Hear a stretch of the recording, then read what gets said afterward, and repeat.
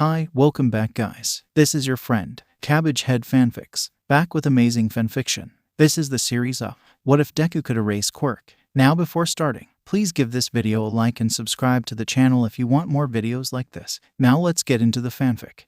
It was early in the morning and the sun was just rising on July 15. A small white chimera was walking towards his school in his tiny black suit. But at the doorstep of the great UA was a little red basket. Nezu rushed up to the basket and saw a small infant inside the basket. The infant only looked about 3 months old and had green hair and what seemed like glowing emerald eyes, which were staring straight at him with confusion. He immediately picked up the basket with the child inside and brought him into UA. Once getting into his office, Nezu, not knowing what to do, he tried to find any clue to why and who left the child in front of UA. He took out the infant and placed him on top of his desk while he went through the basket. Nezu took out all of the blanket in the red basket and found a note at the very bottom. He read the note and it said, "Hello to any person who is reading this. I hope you are one of the heroes in the UA staff, because if you aren't, please hand my son over to them. You see, I am the mother of this small infant and I am afraid that I will no longer be able to look after him. Villains are after him. You must be wondering why villains are after him. It's because this child is a very special and unique. He was born with a quirk and it's very dangerous. If fall into the wrong hands, society would be doomed. I will not mention his quirk in this letter, but if you are one of the heroes, you would be able to ask for a quirk check on this child. Anyway, for the reason why I can no longer look after this child is because after you read this letter I will probably be dead. If you're wondering about his other family, his father was killed a month ago, while our relatives are also dead. He is truly alone, so please find him a good family that will protect him well instead of mistreating him after finding out his quirk. His name is Izuku. Please take good care of him." From his mother. "Oh dear," Nezu exclaimed. He looked towards the baby called Izuku. "It seems like we have a mystery about you. Well, I guess the wisest thing would be to check your quirk, but Recovery Girl isn't here yet. So what to do now?" Nezu picked up the infant and it looked up to him. The confusion face that the child had so turned into one with a pure smile. Nezu smiled back and they just kept staring at each other until it was 8 a.m. Teachers started to pour into the school to get ready for their lessons, and that meant Recovery Girl would be in the infirmary. Nezu held the child in his paws and walked through the hallway with a giggling baby in his hands. Once they reached the infirmary, Nezu knocked onto the door. "Knock knock, are you inside, Recovery Girl?" he asked. "Yes, you can come in," she replied. Nezu slid the door open and Recovery Girl turned her chair towards the door. Nezu closed the door and walked towards Recovery Girl. "Nezu, why do you have an infant in your paws?" asked Recovery Girl, who was quite shocked that the principal had a child. He answered, "Well, you see, I found this child in front of the school when I reached it and I want to check his quirk." Recovery Girl questioned, "What quirk? Children only get their quirk once they turn 4. Nezu sighed and handed her the letter he found. Recovery Girl read through the letter and once she finished, she placed it on her desk. "I see. Well then, let's check his quirk then," she said as she hopped off her chair and walked towards the two. Nezu handed her the child, but the child stopped smiling and wouldn't let go of his suit. Nezu tried to push him off, but the child continued to hold onto Nezu like his life depended on it. Once Recovery Girl and Nezu finally got him off, Recovery Girl went to check his quirk. When they were done, Recovery Girl handed the boy back to Nezu. "It seems the boy really likes you, Nezu," she commented. "It seems so," Nezu responded while looking back down to the child, who was cuddling Chloe towards him. "Anyway, the results of the scan has come in," she said as she printed out a piece of paper. Recovery Girl read through the results and her eyes widened. "Nezu, I think it's best if a hero looks after the child," she stuttered. Nezu looked confused. "Why? Is there a problem?" he asked. "Well," Nezu took the piece of paper Recovery Girl had just given him. It had name Izuku, age 3 months, birthday unknown, quirk Deletion. What quirk does, his quirk can delete, take away any quirk from existence, and it can never be returned. For this to be required, he needs to see the person, but for mutant-type quirks, he needs to touch the target. Drawbacks, takes energy. Oh my, this boy is going to be a target. No wonder why the mother left him in front of UA. Nezu said, "What are we going to do now, Nezu?" "Well, we have to find a pro hero that will look after him," he answered. Recovery Girl replied, "But pro heroes are busy with their hero duties." "What then?" Nezu sighed and looked at the now sleeping boy in his arms. The boy really felt safe around Nezu, since he was asleep in his arms even though he was in a strange and unfamiliar place. Nezu thought about what he was about to do might change his life. "I will look after him," he announced. Recovery Girl was frozen. Nezu, the person who hates humans because they did horrible things to him in the past, was going to look after a human child. Is this really safe? Recovery Girl thought. "Are you sure, Nezu?" she asked out loud. "Yes, I will look after the child," he repeated. All Recovery Girl could do was nod, and with that, Nezu walked out with his new adopted son. Nezu headed back into his office and laid the small bean down in the basket covering him in blankets and continued to do his job. The students were just coming into the school, and Nezu was already tired, but knew that things were going to be more tiring from now on. When UA was on its lunch break, Nezu decided to go and have his cup of tea. Once he saw that the green-haired baby was awake and watching him without making any sounds, it surprised him. It suddenly made him remember that he was going to be looking after the child. He still needed to fill in all the paperwork, but he forgot something important. He didn't know how to take care of a human child. He was Nezu, the most intelligent thing in the world, yet he didn't even know how to look after a human infant. What do they eat? What do I need to buy to look after it? What is dangerous for the child? Nezu thought with many other questions running through his head. Nezu lowered his head and saw papers on his desk. He looked through them and saw a name on the sheets of paper. Tensei Ida, if I remember correctly. He has a younger brother that should be at least Izuku's age. Maybe he knows what I should do, Nezu thought. Nezu spoke through the speakers and called Tensei Ida to his office. Meanwhile, with the student and his friends he just called, they were freaking out of what he might have done this time to be called by the principal. Tensei and his friends all went through the hallways of the school into the principal's office. They knocked on the door twice and heard a voice telling them to come in. Once they pushed the door, they saw a chimera sitting on a chair behind a desk with a smiling green-haired child in his lap. Welcome, Tensei. I see you brought your friends with you. Nezu welcomed as he stared towards Nimuri Kayama, Hisashi Yamada, and Shota Aizawa. They all sweat dropped and Tensei decided to break the tense in the air by asking why he was called for. Nezu simply answered, well, you see, I am having trouble and I need your help. Maybe your friends could also help, Tensei. The students were stunned. They caused trouble everywhere, since they had a lot of different personalities in the group, which pretty much attracted trouble, and yet the principal was asking them for help. What do you need you with, sir? Asked Aizawa. Nezu smiled and his head faced towards the child who was clueless on what was happening in the room.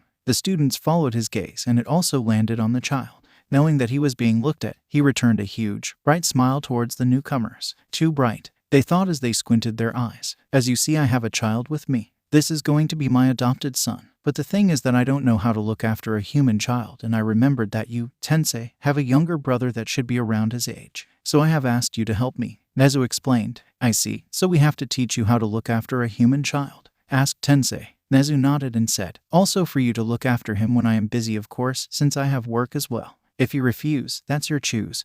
But you have to do a punishment for all the trouble you have caused. The group gulped. That would be a lot of punishments. Hisashi and Nimuri dragged Aizawa and Tensei everywhere to hang out, but they always ended up as a disaster. This was their chance to get away from things for now, so they all accepted. That's what I like to hear, exclaimed Nezu. Now, any questions? Aizawa asked. Nezu, if you are busy and we have class, what are we going to do with the child? Well, I will inform the teachers soon and you will excused from your class, but you will have to catch up on lessons in your own free time. Nezu responded and Aizawa nodded. Hisashi spoke up and asked, Nezu, why are you adopting this child even though you know you will be busy? Well, you see, what I am about to tell you must not leave this room, you understand? Nezu said with his smile gone and with a cold tone. The students shivered, but nodded knowing that this might be really serious. This child is special and unique. He was born with a quirk and his quirk is really dangerous, Nezu explained. He needs to be protected by pro-heroes because villains might be after him because of his quirk. If fallen in the wrong hands, the world will be doomed. Before you ask, he has not been taken in by other pro-heroes because they might see him differently because of his quirk and they are busy all the time with their duties. While me, on the other hand, can look after him in my house and at school since I don't go around saving people. The students just nodded to every word he said and wondered what his quirk might be. They were all first years in UA and they never heard about someone being born with a quirk before. May I ask what his quirk is and what it does, since we will be looking after that cute bean?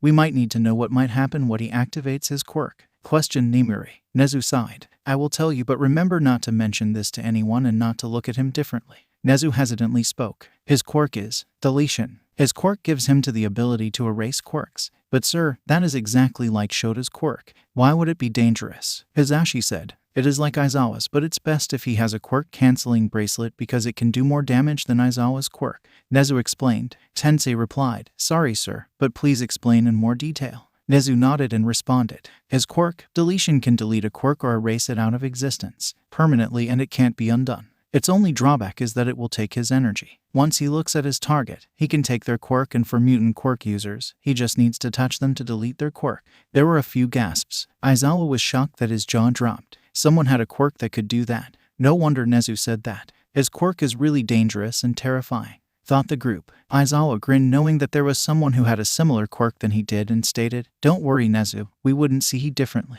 Even if he has a dangerous quirk, he is still a child that needs to be raised properly, and he could one day become a hero just like us." The rest agreed with his little speech, and just like Izuku understood, he gave them another bright smile, warming the hearts in the room. They all thought, "We will protect this child, no matter the cost." Nezu was glad that his 4 students wouldn't look at Izuku differently from a normal child.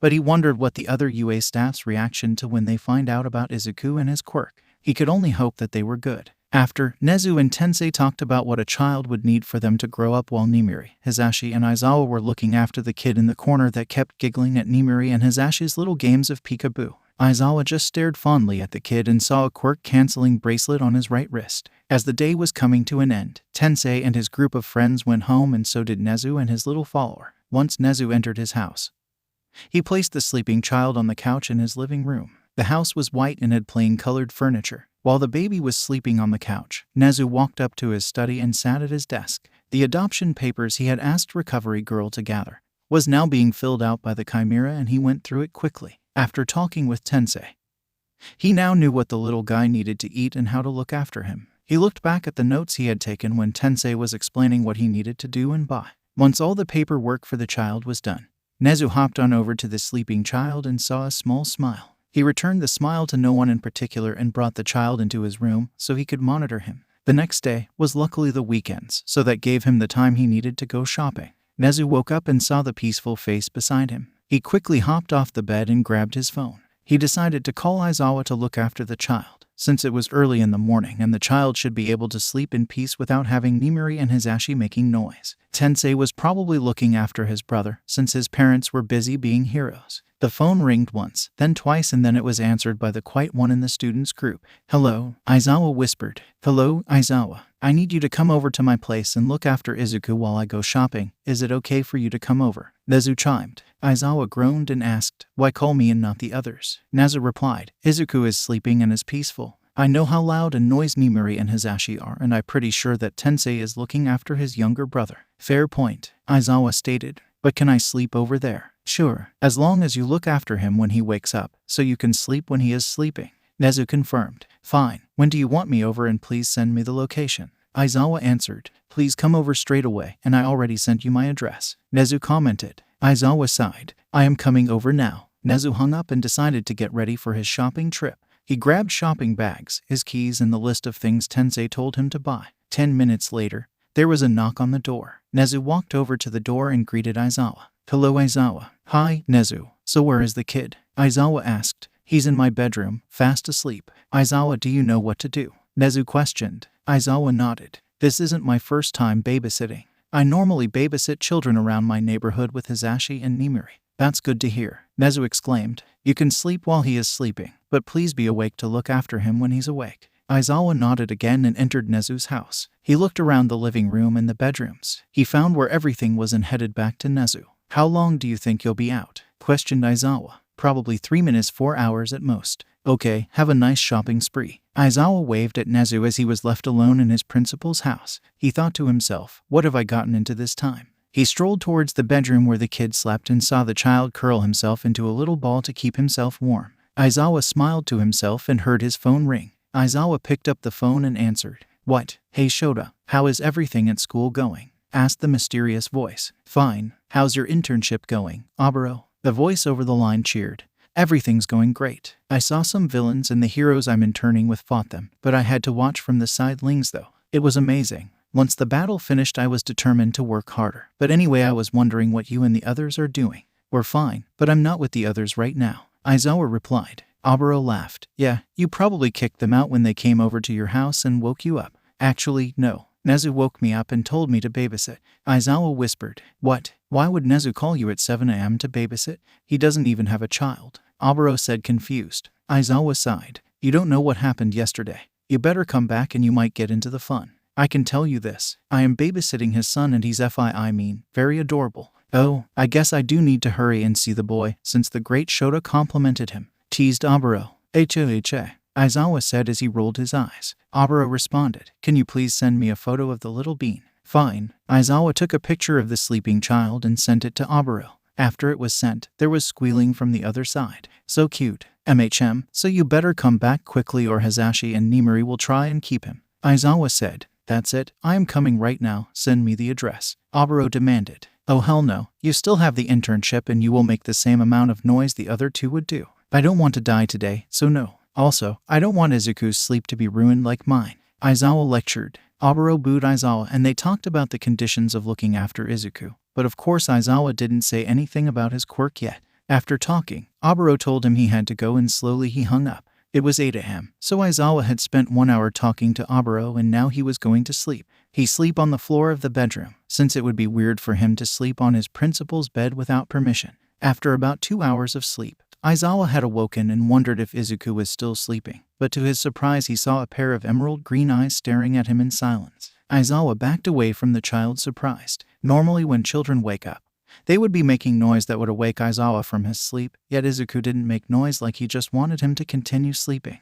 Izuku, were you watching me sleep because you didn't want me to be disrupted? Asked Aizawa. But after he asked the question, he felt stupid. A child shouldn't be able to understand what he was saying, much less respond. But after a few seconds Izuku just nodded, surprising Aizawa more. Before Aizawa could ask another question, the door unlocked and Nezu came into the room. Aizawa turned towards Nezu and got off from the ground. Welcome back, Nezu. It's good to be back, replied Nezu and he walked towards Izuku. Izuku stretched out his arms and wrapped them around Nezu. Nezu happily returned the hug and Aizawa took pictures to show his friends. After taking a few pictures, Aizawa placed his phone in his pocket and spoke. Nezu, sorry to ruin the moment, but how old is Izuku again? Nezu faced Aizawa and answered, he is 3 months. May I ask why you asked the question? I already told you yesterday. Aizawa replied, well you see, before you came in, I was asleep but when I woke up Izuku was already staring at me. For normal children who are his age, shouldn't he been making noises or crying? I asked him if he let me sleep and he nodded. So, maybe he has high intelligence. Nezu was silent and faced towards the person who was still hugging him.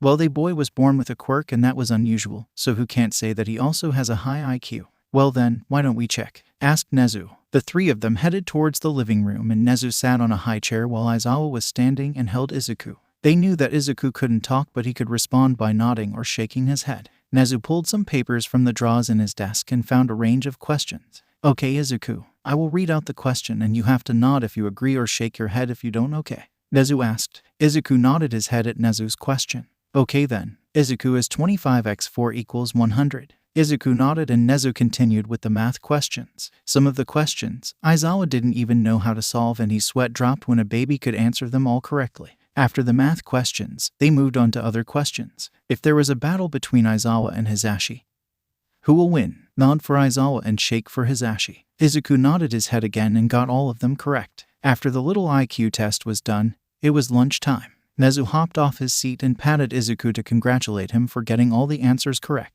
Nezu manically grinned and giggled. Little Mouse is also a genius and he will have a higher IQ than me when he grows up. He's going to be like his father when he grows up and help me rule the world. I can't wait for it to happen. I will teach him many things later on. He doesn't even need to go to school, I will just teach him myself. Aizawa, who heard all of that, sweat dropped and thought, I better raise Nezu Jr. good and hope he won't out like his father. I need to inform the others about this. Once Aizawa thought about his friends, he remembered the Oboro also wanted to look after Nezu Jr. and asked Nezu if Oboro could join their babysitting club. Nezu agreed and said that the same rules apply to him as well. Now, all that was left to do was tell Oboro about the little guy's quirk when he gets back from the internship. Nezu invited Aizawa for lunch and he happily agreed. They all sat at the dining table with Izuku sitting on the left to Nezu with his new baby chair that Nezu bought on his trip earlier, while Aizawa was sitting across from Nezu. Nezu had bought fried noodles for lunch, which Aizawa was happy to eat, since he hadn't have anything to eat. It was for him to watch Nezu mouth-feeding Izuku. While he turned to his notes he took to see if he was doing it correctly. Aizawa took videos and sent it over to his friends. They immediately saw it and started to spam the chat of idiots. Cockatoo, hey, you didn't tell us you were looking after Izuku. Sleeping gas, no far Shota. Cloud, I would be there if you tell me where Nezu's house is. Cockatoo, Nezu's house. Sleeping gas, Nezu's house. Engine, are you over there because Nezu had to go shopping for the stuff he needed? Hobo, yes. Sleeping gas, what? Why didn't he call us? Cockatoo, yeah why? Hobo, maybe because it was 7 a.m. in the morning and the child was still asleep and he didn't want loud idiots waking him up. Also Oboro, Nezu said you can join us with looking after Izuku. Cloud, hell yeah. Cockatoo, hey, We're not that loud, right Nimuri? Sleeping gas, yeah that's right. Engine, says the ones who would squeal over the child and might make him cry. Hobo, also we found out that Izuku is a genius and can understand us, but he doesn't understand some words. Cockatoo, what? How did you find that out? Hobo, I fell asleep when I was watching him sleep, and when I woke up, I saw him staring at me without making a noise. I found it weird, so I asked him a question and he nodded. After that, Nezu came back and tested Izuku and he got all of the questions correct. Some of the questions were higher than high school level, yet he answered him correctly. Sleeping gas, scary. Hobo, if you think that's scary, then you don't want to know what Nezu plans to teach him when he gets older. Cloud, what is he going to do? Hobo, he's going to raise a Nezu Jr. Engine, sleeping gas. Cloud, cockatoo. Engine, hopeful we can stop that while we look after him. Cockatoo, yes, we need to stop that at any cost. Sleeping gas, he's going to taint the innocent bean. Cloud, says you. Sleeping gas, shut up. Hobo, be careful. Nezu even admitted it himself that Izuku is going to be smarter than him once he grows older. Engine, maybe once he grows up, having people his age might help him into not becoming Nezu Jr. I could bring my brother over once they're older. Cockatoo,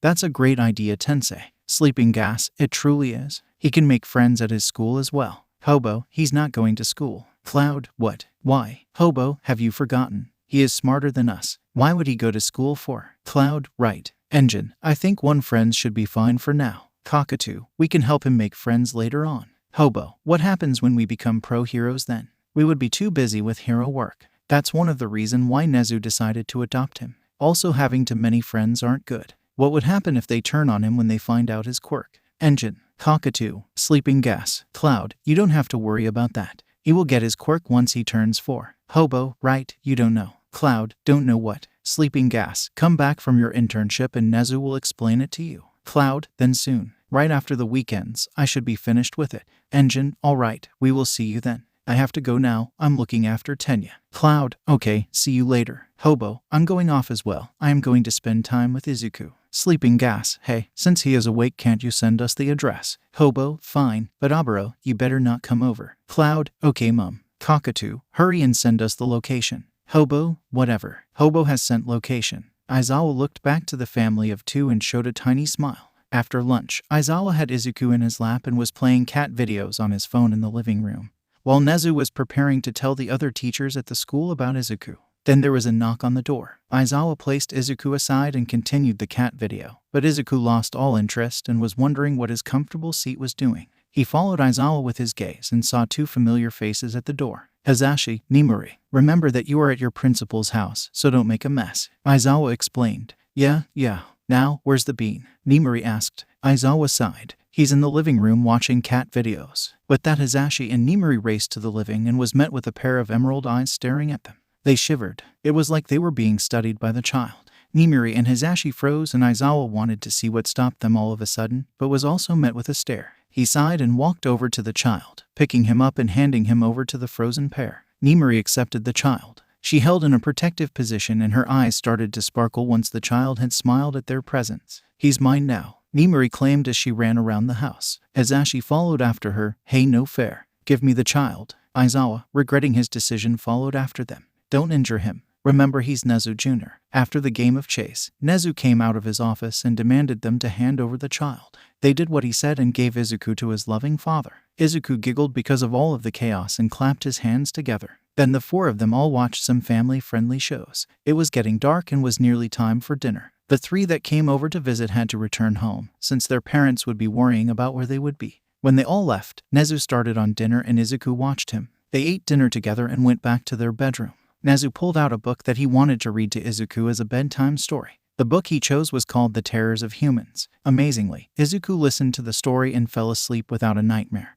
But he was also very interested in the book. Nezu could tell that he was going to have fun with his little mouse now and in the future. It was Monday morning and Nezu completed his normal routine, but remembered to gather things for Izuku, just in case he needed them. Nezu headed over to UA with Izuku in his paws. He walked through the empty halls of the high school and entered his office. He placed the child on the couch in his office and sat in his seat. Nezu processed to do his paperwork while Izuku studied him from afar. Meanwhile, with the babysitters, they were all on their way to school and met each other at the gates of UA. They came earlier than normal, since someone needed an explanation of Izuku's quirk that shouldn't be mentioned to anyone else. Aburo, it's nice to see you back after a week, Tensei said as he slapped Aburo's back. He squinted in pain. Yeah, it's nice to see you too. Nemuri laughed and exclaimed, I can't wait to see Izuku. He's just the cutest. He totally is, agreed Hisashi. Aizawa sighed. Let's just go already. They all walked into the empty school and made their way to Nezu's office. Once they entered the room, they saw Nezu doing his paperwork and Izuku staring at him. The students waited near the door as they didn't want to disturb, but they had to get the chimera to notice them. Tensei fake coughed, catching the principal's attention. Oh, sorry, I didn't see you there, but you can come forward. Nezu apologized. They nodded and walked forward towards the desk. So, Oboro, I hear that you would also like to look after Izuku. Is that correct? Nezu asked. Oboro nodded. Yes, if I could. Well, that depends on the view you will have of Izuku once you find out his quirk. Aizawa said something similar. But doesn't he need to be 4 years old for him to develop his quirk? Questioned Oboro. Nezu sighed. I will explain once the other teachers come. Like on cue, all the teachers entered the office. Nezu, you called us for something? Asked Lunch Rush. Yes, I have. Nezu said as he walked towards his son. You see, I have chosen to adopt a child. What? Yelled all of the UA staff, with their eyes forward, except Recovery Girl. Meet my little mouse, Izuku. Nezu introduced as he held up the child in his paws. Hound Dog questioned. Nezu, why do you all of a sudden want to adopt a child? Nezu answered, I found this child outside UA on Friday and he was abandoned by his mother. How could his mother do such a thing? Exclaimed Hisashi, since it was his first time hearing this, along with his friends. He wasn't abandoned because she wanted to do it. You see, villains are after the child and he has no other family, since his father died 1 month before he was left here. Why would villains target the child? Oboro asked the question all the staff had been thinking. He is a unique and special child. He has an IQ that could be higher than mine when he grows up in. Nezu was cut off thanks to the UA staff shouting, What? Nezu sighed and repeated, He might have a higher IQ than me when he is older. How is that possible? Power Loader exclaimed. Can I continue? Nezu said in a serious tone. They gulped and nodded. Good. Now, as I was saying, the child not only has a high IQ, the villains are after him because of his quirk. He was born with one. That was why I thought a hero should adopt him, but they are too busy with their duties. But there are heroes in UA and they could keep an eye on him and protect him. There were gasps and eyes widened. He was born with one. What is his quirk? It should be pretty powerful if villains are after him, right? Asked Cementos. Do you promise that you won't judge the child once you find out his quirk? Nezu questioned. Power Loader looked confused. Why would we do that to the innocent being? Just promise. Nezu ordered. We promise. Everyone who didn't know his quirk said in unison. Good. Nezu explained. His quirk is really dangerous if fallen in the wrong hands. It's a quirk called Deletion and it can delete or erase a quirk permanently. The only drawback is that he has to touch mutant quirk users to delete the quirk and it takes his energy. With other quirks that are not mutant, he just has to look at the target and then he can erase the quirk. The room was silent, dead silent, until Oboro spoke up. Well, now we have been warned on what he can do, but I still want to look after him. He's just a child and we heroes can teach him the right from wrong. Wait, doesn't he have high IQ? Well, even better. He would know what to do and I have noticed that he is wearing a bracelet. Is that a quirk-canceling bracelet? Nezu nodded. Great. Now we know that it can't lose control. Anyway, we have Aizawa and what's so wrong with being a hero without a quirk? Aizawa has to fight quirkless, but that doesn't make him less cool. He has a bright future ahead and could be our greatest ally. We can take care of him and he will save many lives with that quirk. We just need to protect from falling into the wrong hands. So Nezu, my option of him will never change Nezu, and neither should anyone else's. Oboro lectured. At the end of his speech, his friends clapped and so did the other UA staff. Some were moved to tears and others had tears forming in their eyes. Wonderful speech, Oboro. You should quit becoming a hero and become a politician. Nemuri teased. Hey, you guys already knew this, didn't you? Oboro exclaimed. Tensei nodded. Yeah, but we didn't know that he was abandoned. We accept Izuku for who he is. Also, Aizawa also made that sort of speech, but it was not as emotional as yours though. Oboro turned bright red, like a tomato once he realized what he just said the moments before, and grabbed Izuku from Nezu and cuddled with him in the corner, out of embarrassment. The group of friends laughed at the tomato in the corner and went over to comfort him, while the teachers talked to Nezu. Nezu, we also accept him and will protect him to the best of our ability when the time is needed, Lunch Rush stated, with every staff agreeing with him. Thank you very much for the support. Nezu thanked. Once Oboro came out of the corner, he walked towards the teachers with his friends and Izuku giggling in his arms. When they reached the teachers, Oboro handed Izuku back to Nezu and Izuku gave his brightest smile. Everyone in the empty UA high school thought of same thing. We will always protect this ball of sunshine no matter the cost. It had been 5 months since Nezu has taken in Izuku as his own and now he was 8 months old. Over the months, Izuku started to walk and Nezu filmed the whole thing. Nezu was starting to become a real parent and he dearly loved his little mouse. Izuku also began to try and say proper words. He hasn't said anything yet, but is trying to. Nezu wanted to film Izuku when he said his first word and he knew that it was going to come soon. He was hoping it was Papa or something close to that. Aizawa and the others have been looking after Izuku when things are busy and surprisingly, they are all up to date for their classes. The only motivation Nimiri, Hizashi and Oboro needed was Izuku. Sometimes when they had unfinished work and didn't know what to do, they would ask Izuku for the answer. It was funny and Aizawa made sure he filmed the whole thing. Izuku always chose the correct answer, but once the teachers found out that the three were using Izuku like goggle, they told Nezu and let's just say they felt the wrath of an angry parent. Aizawa and the rest have been looking after Izuku and sometimes they would lose him, but he would always be with Nezu when they found him. It would give them panic attacks and they would search every corner of the room. The whole school now knew that Nezu had a child, but they were kept in the dark about his quirk. They always greeted him when they saw him and he would return a blinding smile. Izuku still had the quirk-canceling bracelet and he has grown taller. Nezu and Izuku have their storytelling books and once they tried to read at school, but was caught by Recovery Girl reading How to Do Proper Torture. That's when the staff swore to themselves that they wouldn't let Nezu Jr. become a reality. But what they didn't know was that Izuku enjoyed the books his father was reading to him. He found it interesting and was glad when his father read them as his bedtime stories. Luckily, Izuku still has his innocence. Well, except the Nezu stuff, but he doesn't know any swear words or other things, since Nezu didn't want his little mouse to know about that stuff. On a Wednesday afternoon, Nezu had a meeting with the other staff of UA. Aizawa and his friends were pulled out of class and went tasked with looking after Izuku. Izuku ran over to the door once it opened to reveal Tensei, Oboro, Hizashi, Nimiri, and Aizawa. They were caught and surprised. That's going to be the death of me, exclaimed Aizawa. Repeated a confused small broccoli. The whole group glared at Aizawa. He gulped and hoped that Nezu didn't hear that right at that moment. Shota, you taught him how to swear, Hizashi whispered as he leaned towards Aizawa's face. Oboro and Tensei shook their heads in disappointment. Nimiri smacked Aizawa's head. Hey, at least he said his first words. Aizawa replied. Yeah, but Nezu isn't here and didn't film it. Also his first word is fuck, I mean the F word. Oboro countered. Well then, let's just teach him to just say Papa before Nezu finishes his meeting. Aizawa responded. The group attempted to teach the word Papa to Izuku by repeating the word over and over again, but he didn't say it even once. They were losing hope and it became even worse when they heard the door beginning to open. Nezu appeared and all the attention went straight to him. The students backed up hoping that Izuku wouldn't reveal their asses and say Papa instead. Izuku ran over to Nezu yelling, Papa, Papa. Nezu froze in his tracks and saw a little green-haired child run over to him saying Papa. Tears started to form in his eyes. He hugged back to the child who just called him Papa for the first time. They had a wholesome moment, while the group of students, in the back, were relieved that Izuku ended up saying Papa as his first word in front of his father. They continued to watch the moment, but Nemrui and Hizashi were filming. I'm so glad that I put up cameras everywhere in the school. Now I have it on film, just like I wanted, Nezu said. Nimiri and Hizashi dropped their phones. The others had cold sweat, but Aizawa had it the worst. They all escaped the room in a silent manner, while Nezu and Izuku continued their moment. Once it was done, Nezu insisted to watch the video. And they both sat at the desk. They replayed the video to when Aizawa and others entered the room. When Nezu heard his little mouse say F, he was extremely angry, and what didn't help was Izuku's comment.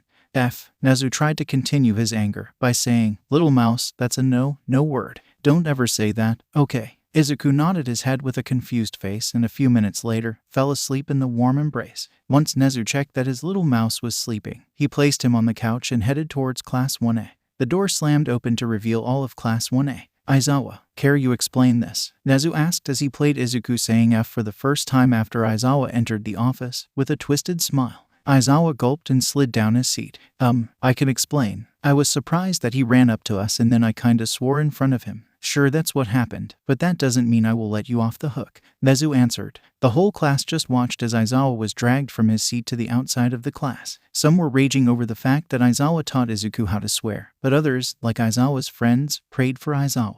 Let him rest in peace, they thought with their hands together. Outside of the classroom, Aizawa was getting beaten up by the angry Chimera parent, and from inside of the classroom, they could hear Aizawa screaming for help in the moment of contact with force, which Nezu had punched Aizawa many times. The students were terrified and made a note for themselves. Never active Nezu's angry parent mode. Once Aizawa returned to the class, Nezu had already left, not wanting his little mouse alone in his office, but Aizawa was covered in bruises. The students gasped at the sight. They didn't know that Nezu would cause so much damage to someone since he was small and all, but they were clearly wrong. The teacher looked concerned and ordered, "Aizawa, go visit Recovery Girl and tell her what happened."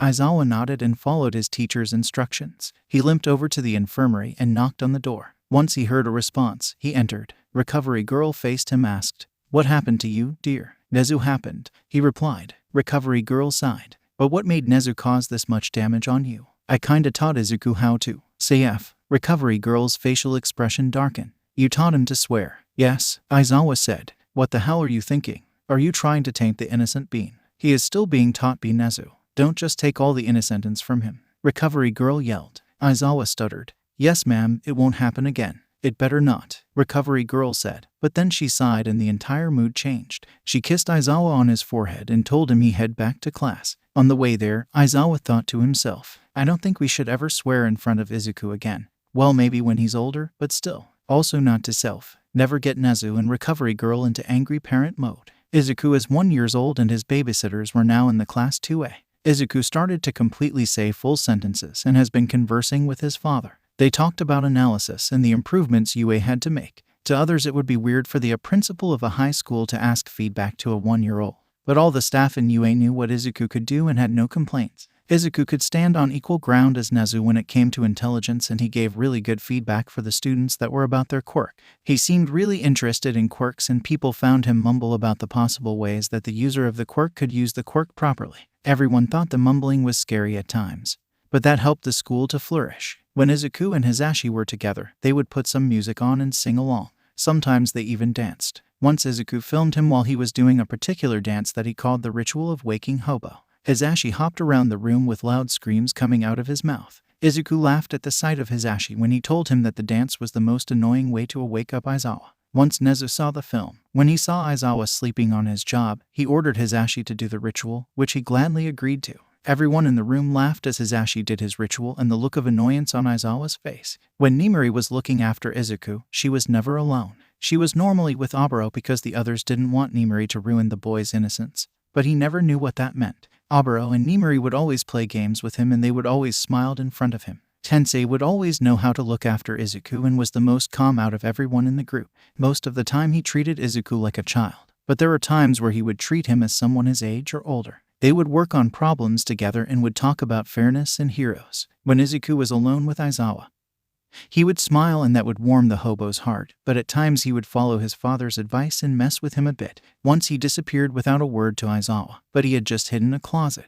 It scared the hell of Aizawa, and his facial expression was priceless. He would be ghostly pale with his eyes frantically looked for the bean. Izuku recorded the whole thing for his father, and it would be an understatement if Izuku said that Nezu was pleased. Nezu replayed the video dozens of times and would laugh at Aizawa's expression each time. Izuku loved seeing the people around him smiling and happy, especially his father. Nezu had adopted him, and he knew that. They didn't look alike, and with the high IQ of Izuku, it didn't take that much to figure out that Nezu and himself were not related. Even if that was the case, he was very grateful that he did. But the one thing he didn't know was that he had a quirk and that villains were after him. When he was outside of his home or UA, he was never left alone, but he only thought it was because he was still 1 year old. He loved the smiles he saw, but he also caught a glimpse of the hidden part of society where people were suffering in need, helplessness, and more. He saw people bullying others because of their quirk and thought about how horrible it was. Izuku wanted to be a hero to save those in need and suffering, so he was aiming to become a hero. He would use his quirk to help people in need, or even better, if he had a weak or was quirkless in general, he would become a role model for those in the shadows. If he were to stand up to all the challenges the weak and quirkless faced and not let other people's words drag him down, then others could do the same. Izuku wanted to go outside every day after what he saw. Nezu was happy that he was so energetic about going out. Why going out was dangerous for him, especially since they didn't know which villains are after him. One day Oboro and Aizawa had to go grocery shopping, and Izuku wanted to join them. Oboro and Aizawa were in Nezu's office with Izuku so he could get permission. Papa, can I go with Uncle Aizawa and Oboro to go shopping?" he asked. Nezu hesitantly looked up towards Aizawa and Oboro, since they knew what he was worried about. Nezu had grown attached to the kid and didn't want anything to happen to his protege and son. He loved his little mouse with all his heart and never wanted to let him go. But with the serious nods of his two students, he knew that they would protect the boy with any cost. He sighed. "Fine, but Izuku." He left off. "Yes, Papa?" asked a tiled head Izuku. "Please be careful and always stay by Aizawa and Oboro's side." "Got it." Nezu questioned in a serious tone. Izuku's eyes glistened. Yes, I understand, Papa. Izuku hugged Nezu goodbye along with a little wave. The group of 3 left the office and Nezu had a bad feeling, but ignored it since he knew that Izuku was safe with the 2 teenagers. After buying the groceries, Izuku insisted to buy a long stick of bread. Aizawa and Aburo questioned why he wanted a long stick of bread, but he said he wanted to keep it a secret. Aburo, being the nice person he was, bought Izuku the long stick of bread. Izuku thanked Aburo and was about to rush out the store, but remembered the promise he made to his father. So, he grabbed Aburo and ran to an alleyway. Aizawa was late to follow them but eventually caught up to the 2. What are you doing, Izuku? He asked, but stopped at the sight of the homeless beaten up in the alleyway. Izuku let go of Aburo's hand, walked over to the people with the long stick in his hands. There were about 5 people in the alleyway in rags and were all huddled together. There was one older woman who looked like she was in her 30s and the rest were 2 girls and 2 boys, which looked the age in between 6, 10. They flinched as Izuku moved closer over to them. Hello, I'm Izuku, he introduced himself. And the people behind me are Aizawa and Aburo. The 5 lessened their guards and let Izuku walk over to them. I saw that you didn't have any food and I felt sad, so I want you to have this bread, Izuku said. Everyone in the alleyway widened their eyes. The 2 caretakers thought, so that's why he wanted that long bread stick. How thoughtful. They warmly smiled at the end of their thoughts and were happy that the child had a bright heart. Can we really have the bread? Whispered a boy. Yes, please take it. Izuku handed the bread into the older woman's hand. As Izuku was walking away to the exit of the alleyway, to where Aizawa and Aburo were, the family of 5 bowed their heads and cried, Thank you, thank you. May the Lord and his servants bless you, our young hero. Izuku warmly smiled back towards them and they simply smiled back. After leaving the alleyway, they headed towards UA and chatted along the way. Izuku, that was very kind, Aburo stated. Izuku shook his head. No, it was Uncle Aburo who bought the bread and I'm sorry for running off, Uncle Aizawa. It's okay, problem child. Just tell us next time, okay? Aizawa said. Yes, Izuku answered. They continued to walk in peace until they heard screams. Aizawa and Aburo turned towards the direction from the scream came from. Shota, stay here with Izuku while I go check it out, ordered Aburo. Aizawa nodded and picked up Izuku into his arms. Aburo ran out into the scene at a fast speed. After 10 minutes, Aizawa was uncertain of what was happening, but since Aburo hadn't returned yet, he was worried. He decided to go into the direction Aburo went to. He reached a mall and saw that the heroes were down for the count. He continued to look for Aburo, and when he found him, he saw that he was bleeding right in front of the villain. Aizawa dropped Izuku, but Izuku was able to have a safe landing on his feet. Izuku pushed through the crowd trying to get to his cloud caretaker, but something slipped off his wrist. He ignored the feeling since someone precious was injured right in front of him. Aizawa was frozen and couldn't do anything with a paled expression on his face. Once Izuku made it to the front, he could clearly see the villain. The villain's name was Crusher. His quirk was pressure. It allowed him to apply pressure to a target's body, pushing them towards the ground. It could kill them or at the very least injure them seriously. In that moment, Izuku watched as Aburo was being crushed by pressure while the villain was laughing at him. Izuku, crying because he didn't want Aburo to be killed, thought about the villain's quirk and how it was hurting his friend, wishing that the quirk would go away. He subconsciously used his quirk. Stop, he yelled on top of his lungs while crying. Everyone was looking at the boy who was crying waterfalls of tears and was glowing. After the quirk was used for the first time, he glowed a bright green around his body and his eyes were glowing the brightest emerald, which made them look like actual jewels sparking in the sunlight. People backed away from the glowing child and the attention went towards him. The quirk that was crushing many pro heroes and Aburo disappeared and they got up. Aburo, realizing that Izuku had used his quirk against the villain, quickly told the heroes to secure Crusher and headed towards Izuku. Hey, you can stop now, he whispered quickly. See, I'm okay. Everything's okay, so stop. Can you do that for me? Aizawa ran up towards the 2 and tried to comfort Izuku along with Aburo. It didn't work. Izuku was still crying rivers of tears and his glow only got brighter. Not knowing what to do, he panicked and cried, I don't know how to stop. Please tell me how to stop. The babysitters nodded at each other and Aizawa's hair started to float. His eyes turned red as he stared at Izuku. The glowing subsided and Izuku fell forwards. Aburo caught him and worried, but it seemed that he was asleep. They sighed and carried Izuku back to UA, where they had to report to Nezu about the incident and what happened. While heading back to UA, the police captured Crusher and he didn't even try to escape. The only thing he did was mumble. He mumbled, it's gone. It's really gone. My quirk. The police was confused about what he meant, but they didn't care. While they headed back to Nezu's office, Aburo smiled as he whispered, Thank you, Izuku, you're my savior. Without you and your quirk, I would have been killed with the other heroes. Aizawa overheard the whisper and apologized with his head down. I'm sorry, Aburo. Even though you were in danger, I was frozen in my spot. I should have acted. It's okay, Shota. He smiled. If I were in your shoes, I would have done the same. But now that you have experienced it, you can change and become a better hero. A hero just like Izuku here. Aizawa grinned and replied, no, I will surpass him. Let's see about that, responded Oboro. Once they were in Nezu's office, they saw the whole staff and the other babysitters there. It was the perfect time to report the incident.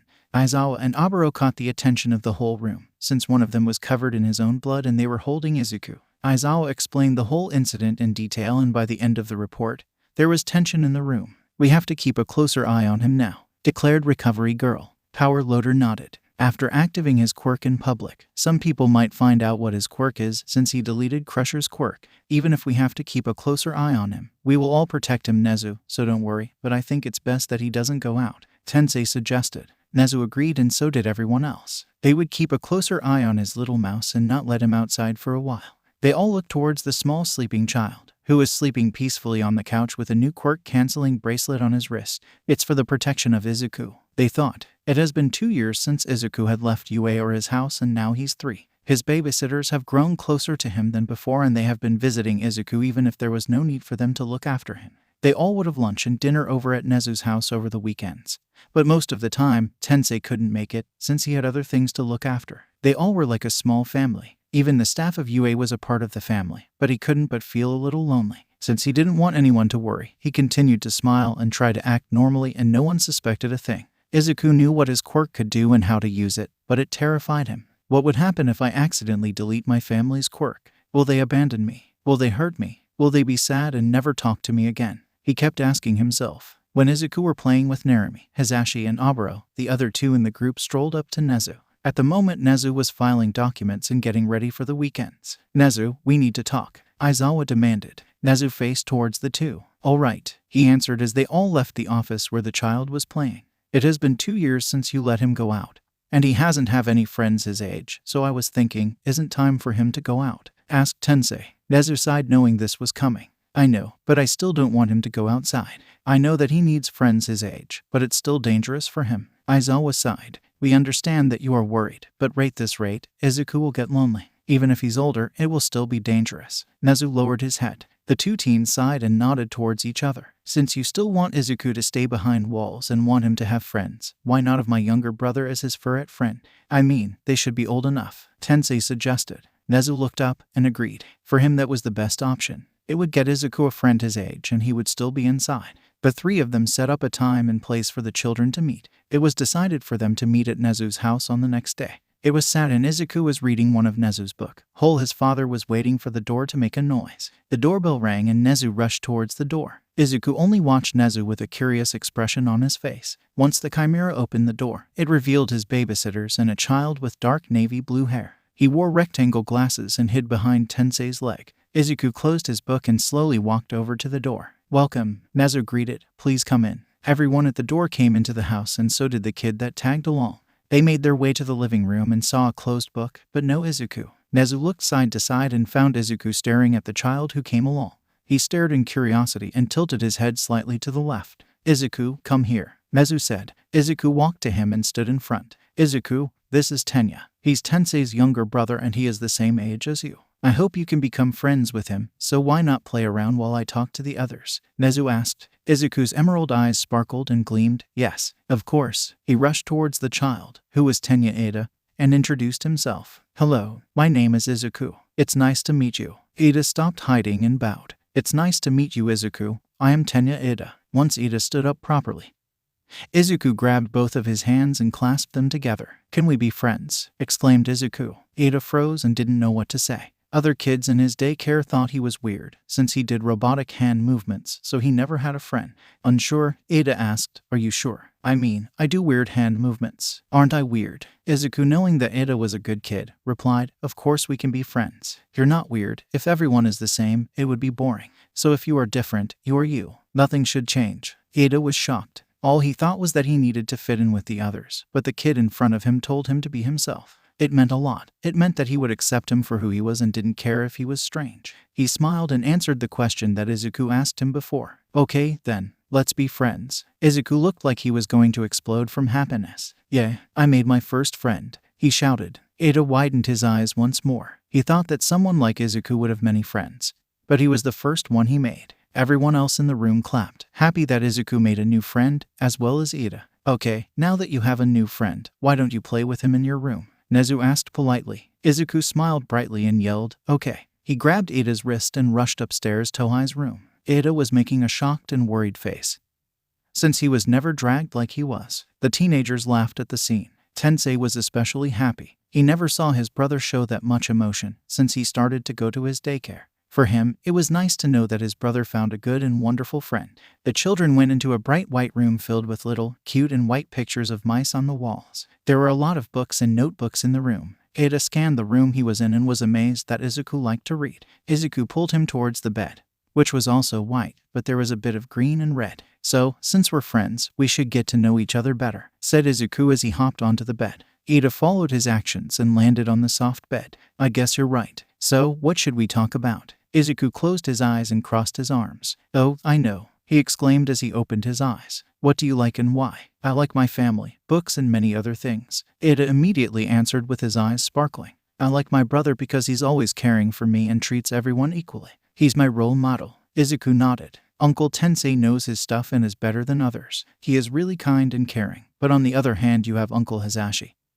who is a jokester and makes people laugh. Then there's Uncle Aizawa that only wants sleep, and Auntie Nimiri, who is funny with Uncle Aburo. Izuku commented, but then asked, wait, if Uncle Tensei is your role model, do you want to be a hero? Ida nodded. I come from the family of Ida. We are a family of heroes. I want to follow my brother's footsteps and help him when I get older, Ida said with a determined robotic chop. Izuku looked at his new friend. That must be nice. Ida turned towards Izuku and questioned, don't you want to be a hero? I do, but I want to help Papa and I can't go outside, Izuku answered. Ida looked concerned. Why can't you go outside? I don't know, but I know that Papa and the others must have a reason for their actions, Izuku replied. Is that why you were so happy that you had a first friend? Yeah, but before, why did you ask if I was sure that I wanted to be your friend? Well, you see, I don't have any other friends but you, so you're my first friend. Other people don't want to be my friend because I'm weird. Don't say that. You're unique and that makes you, you. If people don't accept you, then come to me and we will prove them that you're not weird.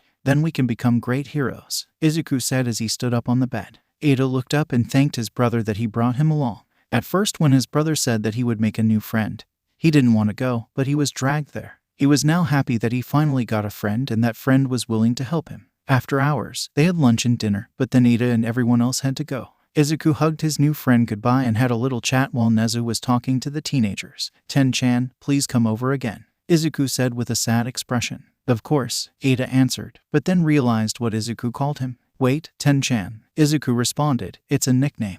You don't like it? No, I think it's nice, but since I have a nickname, what's yours? He asked. Oh, you can call me Izuku, Zuzu, Zuku or Izu. You can pick. Ida thought. No, I think I will continue to call you Izuku. Okay, if that's what you want, Izuku said. They waved each other goodbye and Nezu's door closed behind them. Izuku and Nezu started to get ready for bed. Meanwhile, with the others, they were walking home and Tensei asked, Tenya, how was your day? It was great, brother. Can we go there again? Ida asked. The others giggled, happy that the stiff Tenya Ida wanted to hang out with his friend.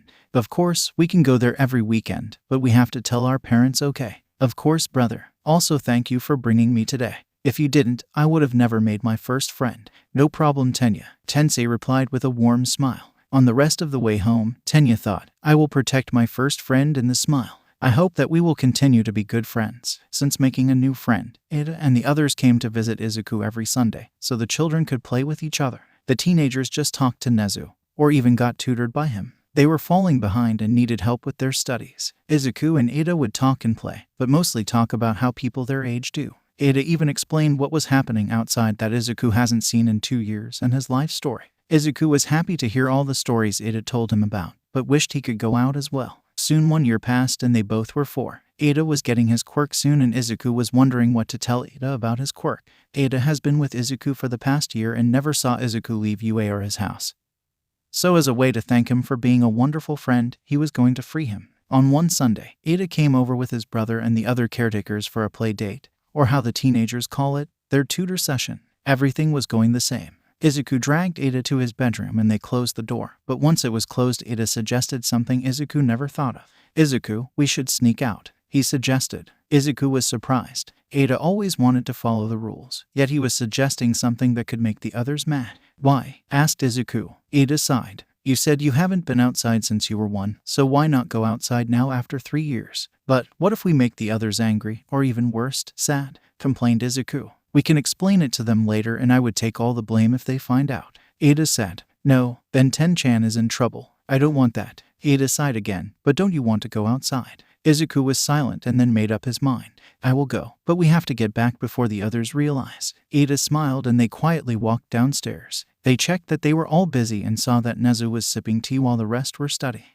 Ada walked towards the window and opened it. Once it was opened, he hopped out with Izuku following him. When they were out, Izuku looked around and saw people in the far distance. He faced Ada with gleaming eyes. Ada smiled and they ran around with Ada as the tour guide. Then they reached a forest. Hey Ten-chan, can we go in there? Asked Izuku. Sure, but watch your step, okay? Ada recommend. Izuku nodded and walked inside with Ada. They keep wandering around and Izuku took all of his surroundings. They were chatting about things, but they stopped when they heard quiet cries. Izuku immediately rushed towards the sound and Ada followed him. They kept running until they saw a child crouched down on the floor with his hands around his legs and head in between them. The boy had bandages around his left eye and he had 2 different hair colors. They were split in half, with the white hair on the right and the red on the left. Ada was cautious and didn't approach the kid, but Izuku was worried. It was plastered all over his face and he slowly walked towards the boy. Ada tried to grab his arm, but couldn't. Hey, are you okay? Asked Izuku. The boy looked up and saw Izuku with the sunshine right behind him.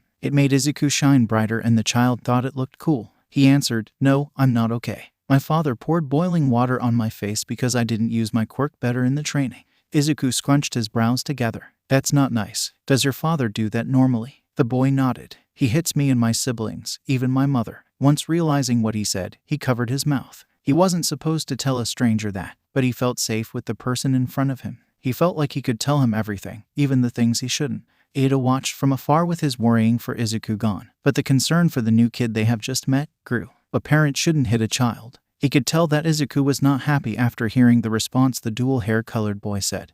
But he knew that Izuku would save him somehow. That's even more not nice. Why don't you come with me and we will save your family? Asked Izuku. The kid was shocked. A stranger that he just met today wanted to help him, but should he really trust him? He thought that he seemed to be a nice person and he could trust him. The boy nodded and got off from the ground. He took Izuku's hand and introduced himself. I'm Shoto Todoroki. Thank you for helping me, he said. Ada walked over and Todoroki faced him. Ada bowed to him and placed his hand in front. He replied, Nice to meet you, Todoroki. I am Tenya Ada. Todoroki shook his hand and nodded. They both faced Izuku as he introduced himself. Hi Sho-chan, I'm Izuku. You can call me Izuku, Zuzu, Zuku or Izu, he said with a bright smile. Todoroki squinted and leaned towards Ada. He asked, What is Sho-chan? And is this normal? Ada, who was also squinting, answered, Yes, this is normal and you're Sho-chan. He calls me Ten-chan, so I'm guessing he thinks of you as a friend. Todoroki smiled slightly knowing that he made his first friend. They all walked to Nezu's house and they got to know each other on the way. Todoroki felt safe with telling Ada and Izuku his life story and his feelings. Ada was concerned and was mad towards the number 2 hero, Endeavor, but he knew that he couldn't help. He looked over to the green-haired boy, who was too quiet. Izuku was mad and Ada could feel bloodlust from the innocent being. But he stayed silent as he continued to listen to Todoroki's story. Once they reached Nezu's house, they could hear the chaos inside of the house. Ada and Izuku's sweat dropped because they forgot that they snuck out of the house. Todoroki was confused but followed Ada and Izuku through an open window of the house. But when they were inside of the house, there was a white chimera glaring at them. The green and blue-haired children gulped as Nezu started to open his mouth. Where have you been? He asked in a cold tone without his normal smile. Ada was frozen and remembered that he said he would have took the blame, but before he could say anything, Izuku spoke up. I'm sorry, Papa. I suggested to Ada that we sneak out of the house, since I haven't left the house in 3 years. Izuku answered. Todoroki's eyes widened. The child that told him to follow him hadn't been out of the house for 3 years. It made him wonder, why was he not allowed to go out? Nezu sighed. He knew that Izuku missed going outside, but he didn't think that he would actually sneak out. It's fine, but you're not going outside. Don't do that again, Nezu demanded. Ada and Todoroki were shocked. Does that mean the Izuku couldn't leave the house anymore? They asked themselves. Sir, that's not fair. I was the one that convinced him to sneak, Ada started to say, but was cut off by Izuku.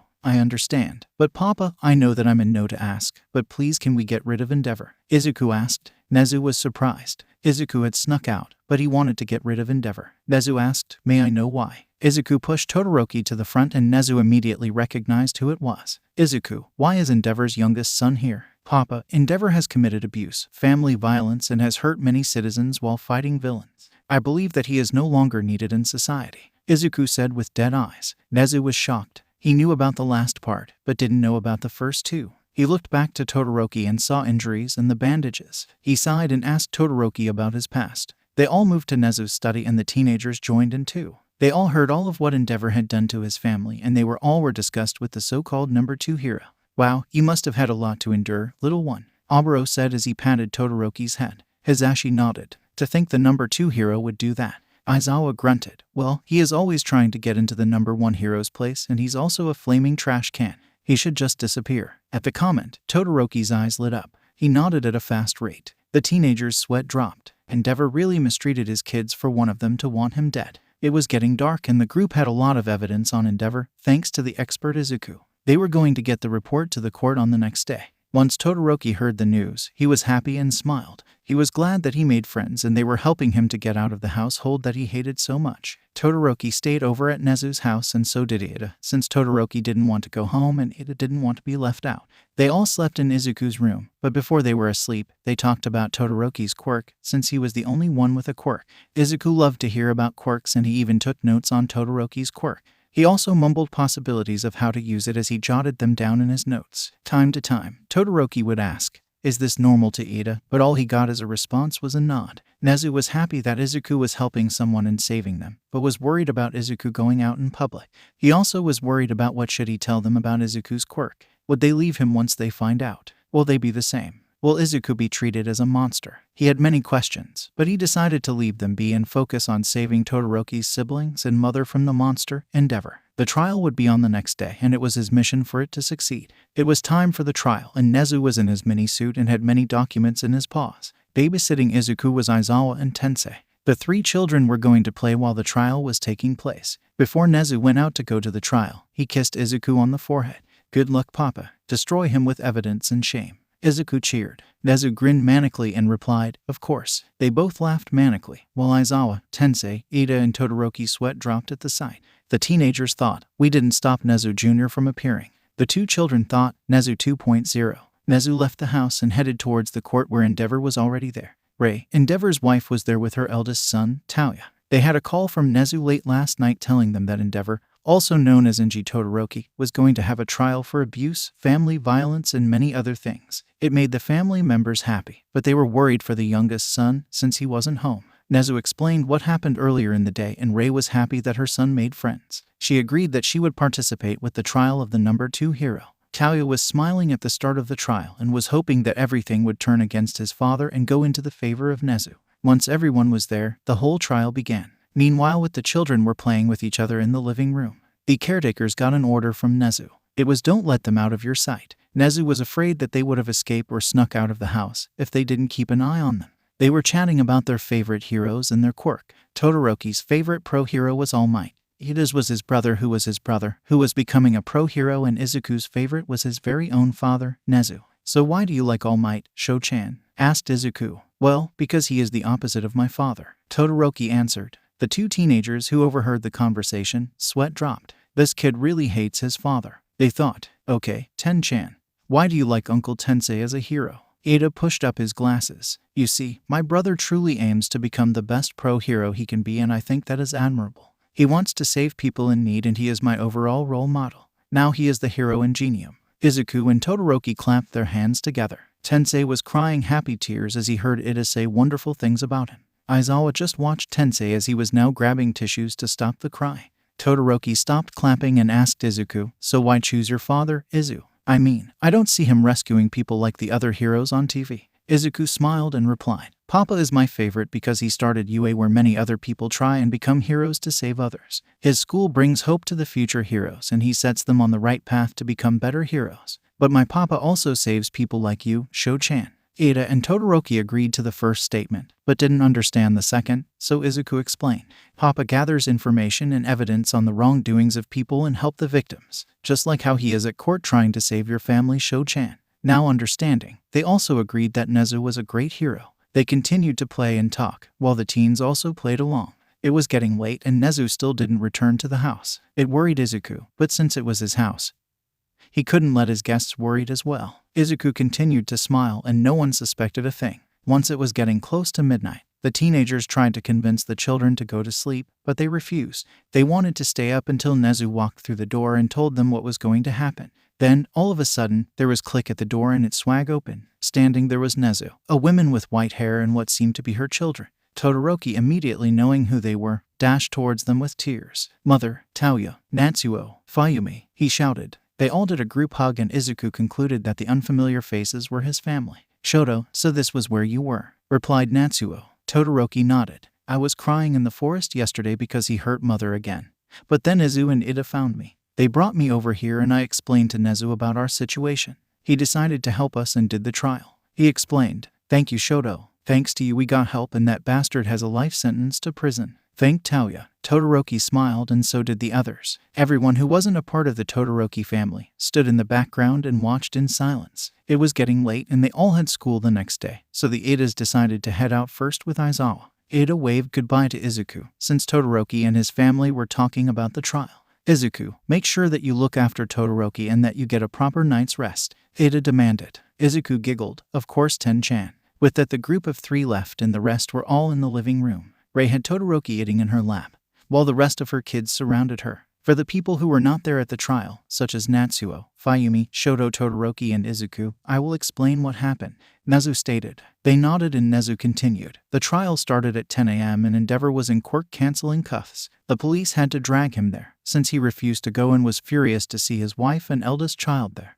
From there I decided it would be best to talk about the civilians and buildings that Endeavor had caused damage to and hurt. The judge looked at the evidence and agreed, but that only took away his hero license, meaning he was no longer a hero. Natsuo whispered, but since it was quiet everyone could hear. That bastard shouldn't be a hero in the first place. Nezu fake coughed and explained. It would also mean that he would only have a year or 2 in prison, but since that was not the real matter at hand, I moved on to the abuse and family violence. Thanks to Tauya and Rei being there, they were the evidence against the claim. They are covered in injured and bandages. Also neighbors were helpful and provided recordings of your screams and that gave enough evidence of the case. After that, he was sent to lifetime in jail because of the civilians he killed in fighting villains recklessly and family violence. So now, the Todoroki family are free from the grasp of the monster Endeavor. Izuku clapped and others followed his example. The Todoroki children were smiling brightly and seemed to be happy. Since they were happy, Izuku was happy and smiled the brightest smile he had shown them. They all squinted and Nezu,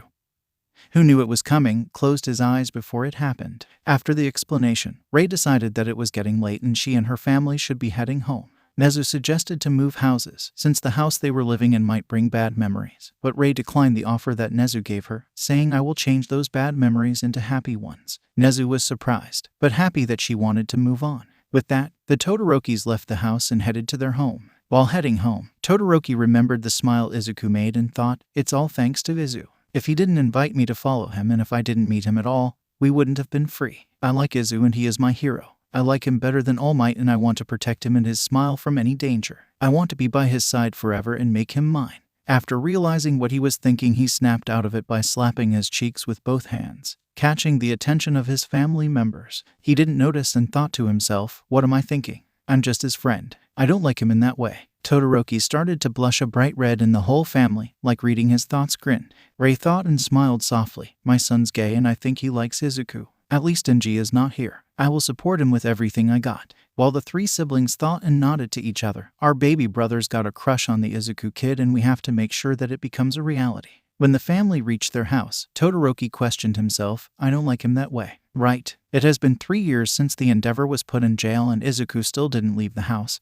other than going to UA. He was now 7 with the rest of his friends. Todoroki and Ida would visit Izuku every weekend and it was fun that spent time together. The caretakers would watch over them, but not as often since they were now real pro heroes, but some of them chose to become teachers at UA as well. All of them chose to become teachers, but Tensei, since he helped his parents in hero work, and Aburo, since he wanted to help people in need all the time. Todoroki and Ida go to the same school and Tauya became a first student at UA, while Izuku went to UA and helped the teachers out. Once Izuku had to help Aizawa carry stacks of books to his classroom and his students thought he was Aizawa's child, except Tauya. Izuku had to explain the whole Nezu's child thing to the students. and they were completely frozen. They wondered, how did the sadistic Nezu raise such a cinnamon roll? Then from Aizawa's class, the other classes got to know about Izuku's existence, but of course the seniors already knew. Once in a while the teachers would ask Izuku for help if needed, and Izuku would always reply with a yes. He normally helped Aizawa the most. At one time he was too tired and Izuku came into his classroom. He felt sorry for Aizawa and told him to sleep. Once the teacher was asleep, Izuku faced towards the class. Since he didn't want the heroes of the future to be wise and intelligent, he taught the class himself. The class was frozen. They could finally see what he and Nezu had in common. It was that they were both really smart. The class were spacing out, but Talia already knew that Izuku was smart, because at times he and his siblings were tutored by him. He took down notes about the lesson. When the students started to listen to the lesson, it was really easy for them to understand, and some hoped that he would become their teacher instead of the sleeping hobo. The lesson ended, but the students totally forgot about taking notes. They started to panic. But they heard a sound of a book closing. They faced Talia, who was sitting at the very back and was bowing to Izuku for the understandable lesson. They had their eyes sparkling. A whole class rushed to Talia and tried to grab his notes so they could copy them, but Talia dodged all the attempts. Then they all begged Talia to write the notes on the board, and he agreed. Izuku laughed at the class as he watched, but walked out of the class shortly after. After a year of getting to know Izuku and the others, Todoroki's family talked to Todoroki about his little crush, and they told him that they supported him no matter what. But they told him that Izuku had to return his feelings. Todoroki was glad that his family supported him, and with the comments of "we'll help you with your love, Shoto, and we'll make him madly in love with you" from his siblings, he knew that he had to try his best. Todoroki tried to get closer to Izuku, but the little bean hasn't noticed his feelings. Todoroki was determined, and his support was, he still doesn't have a crush yet, I still have a chance. After a while, Ida started to notice Todoroki's feelings. When it was their school lunch break, Ada made sure that no one was around and asked, "Todoroki, you like Izuku, don't you?" The question made Todoroki turn red and nearly set himself in flames, but he controlled them. He nodded for the answer and wondered what Ada would do after he confirmed it. Ada smirked and answered, "I will support you and try to help, but Izuku is a real airhead, so be ready to be disappointed at times." Todoroki smiled back and Ada continued with the smirk falling. "But if he doesn't want that and you hurt him, I will become your enemy, since I promised myself that I will protect him. Also, I think the others knew about your feelings about Izuku, except Izuku himself, and probably think the same way as me." Todoroki shivered when he thought about hurting Izuku. "Don't worry, Ada, I will not hurt him. That's what I like to hear," Ada replied. Nezu was wondering to tell Izuku's two friends about his quirk in a school day in his office in UA. Should he tell them the truth or lie to them? They thought it was strange that Izuku still didn't have a quirk after it had been 3 years since he was supposed to get one, and thought that he was quirkless. Nezu kept thinking that he should tell them, since they still treated Izuku the same even though they thought he was quirkless. But having a quirk that could get rid of others might be different from being quirkless. Nezu continued his thoughts, but there was a knock at his office door. It opened to reveal Aizawa. "Nezu, you still thinking about that?" he asked. The chimera nodded. "I don't know how they would react. I don't want Izuku to be lonely." Aizawa sighed. "Believe in them, Nezu. If this continues, it would be like lying to them, and Izuku already feels guilty about not telling them. Also, when they get older, they should be able to protect Izuku and he could go out." "I know, but should I tell the rest of the Todorokis?" asked Nezu. "It would be for the best. They could also protect Izuku. Since Talia is becoming a pro hero, he should be able to protect him. It would only be fair to let them know as well. Izuku could go outside once you tell them, and he would be happy. He hasn't been outside for 5 years, apart from the time he snuck out." Aizawa reasoned. "It's time for him to see the world again." Nezu sighed as he gave in. "Fine, I will tell them when they come over by the end of the week." Once the weekend hit, the whole Todoroki family and Ida came over. Nezu greeted them at the door like normal, and they all had lunch. But what happened after lunch, it was abnormal. "Rei, can you and your family along with Ida stay here?" Nezu asked. "Sure, but why?" Rei answered. Nezu sighed and brought Izuku to the front. "I trust you, and I want you to know a little secret about Izuku." Izuku's eyes widened and gulped. He didn't know that his father was going to spill up his secret, but he knew that it was for the best. He braced himself for what was going to happen next. Eyes were on him, and Nezu brought the attention to himself. "Promise me that you will not treat him any differently," Nezu demanded. This surprised everyone but Izuku. He knew how much his father cared for him and was grateful for it. "Why would we treat him differently?" asked Natsuo. "Just promise me," Nezu repeated. Rei replied, "It seems that it's important, so of course." Nezu and Izuku sighed. Nezu said, "Thank you. Now I will share with you Izuku's secret. You see, you know that Izuku's quirk didn't show up when he turned 4. The rest nodded, and Nezu continued. "Izuku was born with a quirk." There were gasps. "Why didn't you tell us, Izuku?" They all screamed, except Rei. I will explain that. Izuku was born with a quirk that is very dangerous in the wrong hands and people might treat him differently because of it. His quirk is called Deletion. Nezu said. What does it do? And why would he be treated differently? Questioned Ida. Nezu explained. His quirk can delete quirks permanently, so he might get treated differently because of that. Eyes widening, they faced Izuku, who had his head lowered and looked sad. He was worried that he wouldn't have any friends after this, but as he was thinking, Todoroki spoke up. It's okay. It doesn't matter as long as he doesn't delete quirks. I mean, Izu is still Izu and he's our friend.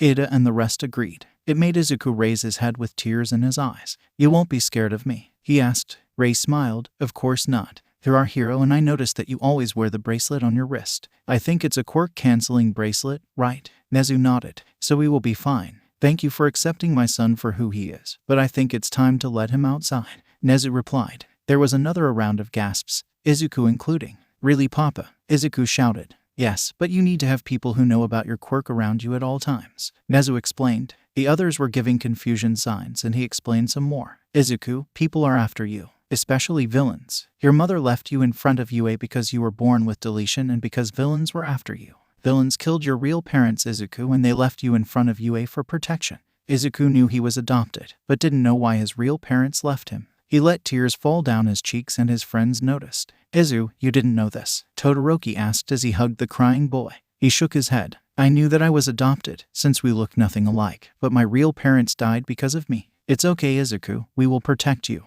Ida comforted him. No, I don't want to get you in danger and die, cried Izuku. Todoroki sighed.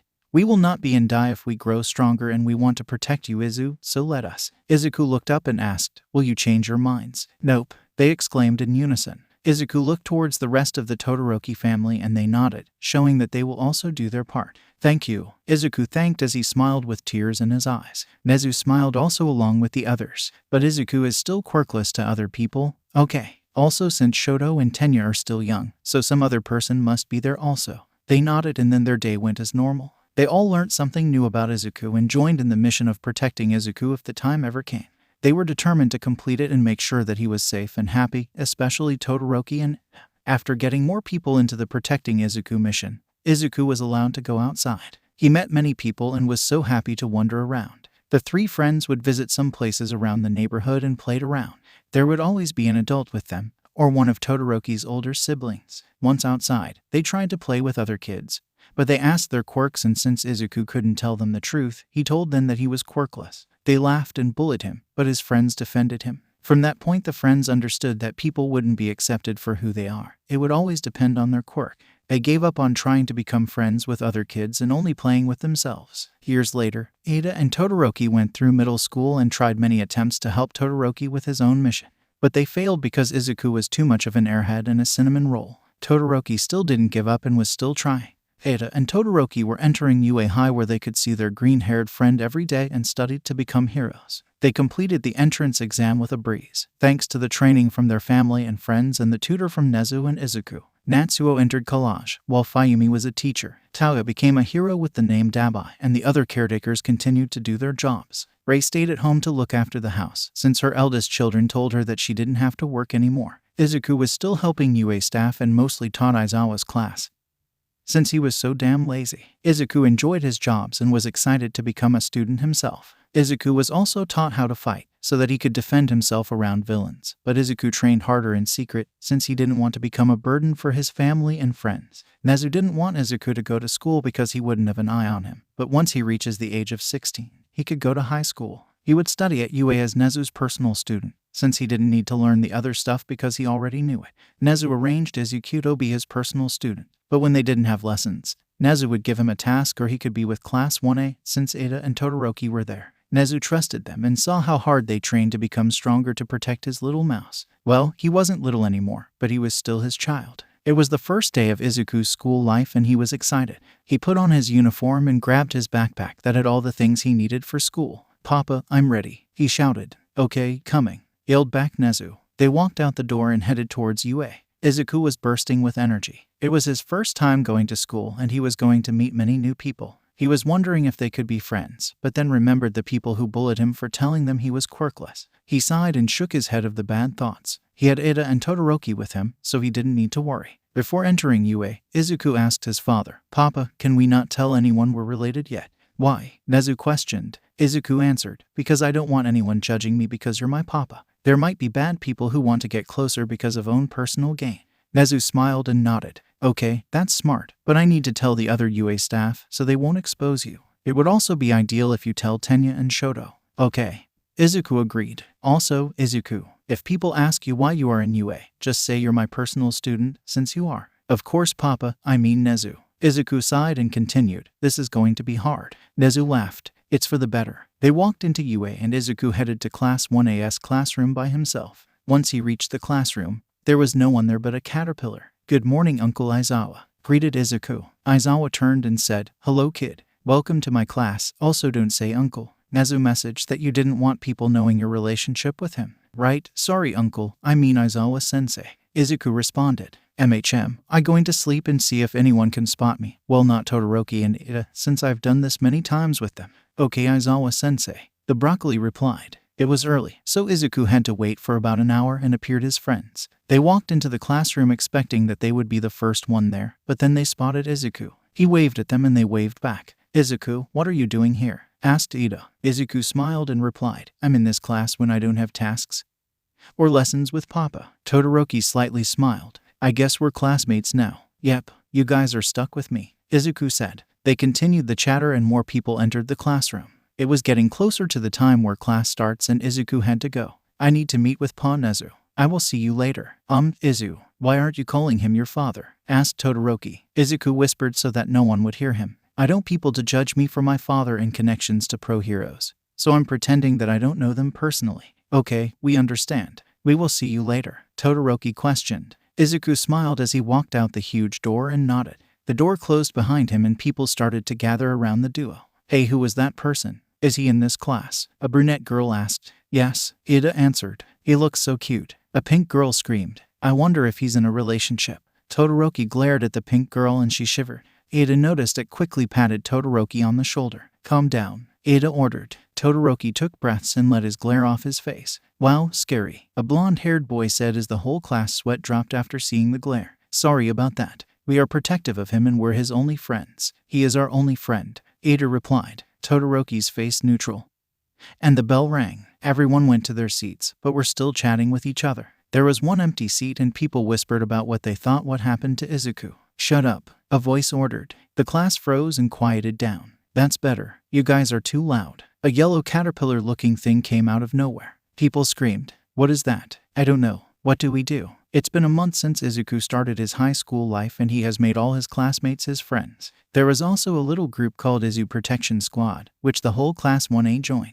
The leaders of the squad was no other than Todoroki and Ida. There were other squads created, such as the Baka Squad and the Izu Squad. Baka Squad contained Bakugo himself, Kirishima, Kaminari, Mina and Shiro. The Izu Squad had Izuku, Uraraka, Asui, Shinso, Ida and Todoroki. They would normally be in those groups with other mini-groups. Izuku would jump in between classes and participated in hero training. Hero training was difficult since he didn't a quirk to use, but he trained harder. Izuku also tried to get along with the other first-year students and was successful. There was an incident in the cafeteria. Izuku and his friends were heading over to the cafeteria for lunch, but was stopped by the infamous blonde of 1B. Hey, if it isn't the so-called Class 1A. He greeted. Izuku replied, yes it is Nito Monoma-kun. Nice to meet you. Monoma's smug smirk dropped. How do you know my name? I never introduced myself. Izuku's eyes glistened. It's because your quirk is so cool. You can copy other people's quirks for 5 minutes. It would become an advantage for heroes. But I suggest to do some combat training.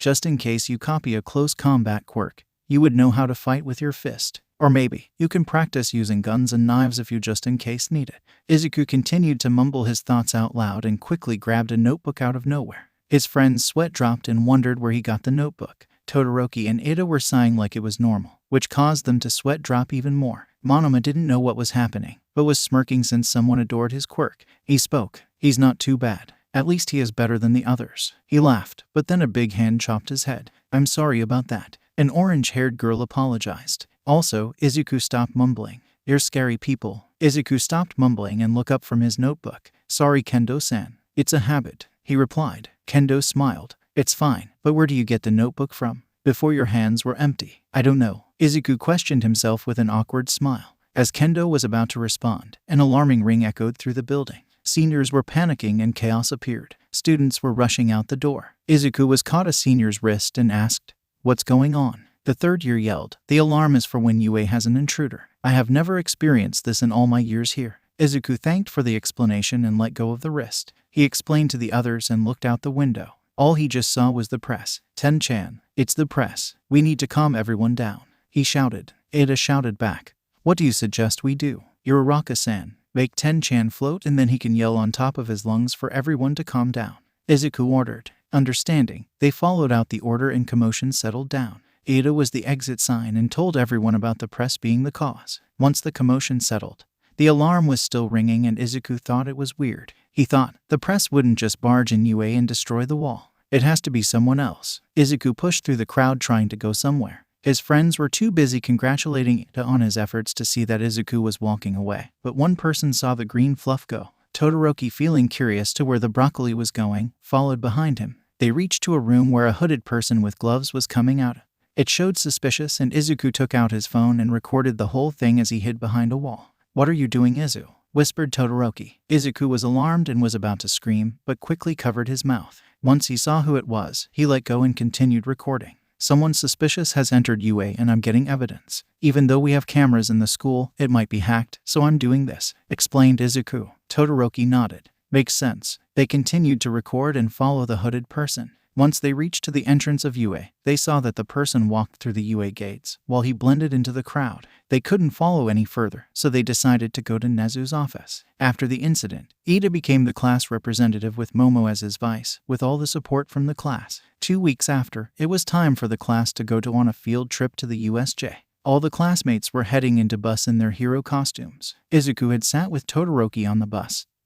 Thanks to the help of Ida, so far, nearly all of their classmates support the relationship and are trying to help Todoroki, especially the girls. On the bus there was a lot of chattering. Aizawa was sleeping in his yellow sleeping bag, and no one disturbed him. Izuku was sitting near the back of the bus and was near the glass window. He didn't have much sleep, since he was excited for his first day trip outside away from his normal neighborhood. He was tired and ended up falling asleep. His mouth was slightly opened and his face looked peaceful. Todoroki was reading a book, but felt something heavy fell onto his shoulder. He looked towards it and saw a sleeping face of Izuku. His face light up and was about to light up in flames, but controlled himself. He marked the page he was on and closed the book, placing it in his lap. He stared at the sleeping boy as the sunlight shined on his face. He continued to stare at the boy and pushed some hair away from his face. While he continued to stare at the sleeping beauty, other classmates were watching. Girls having smirks and guys just smiling. Some pitied Todoroki, others were frustrated about how Izuku was dense, but they could never stay angry for long.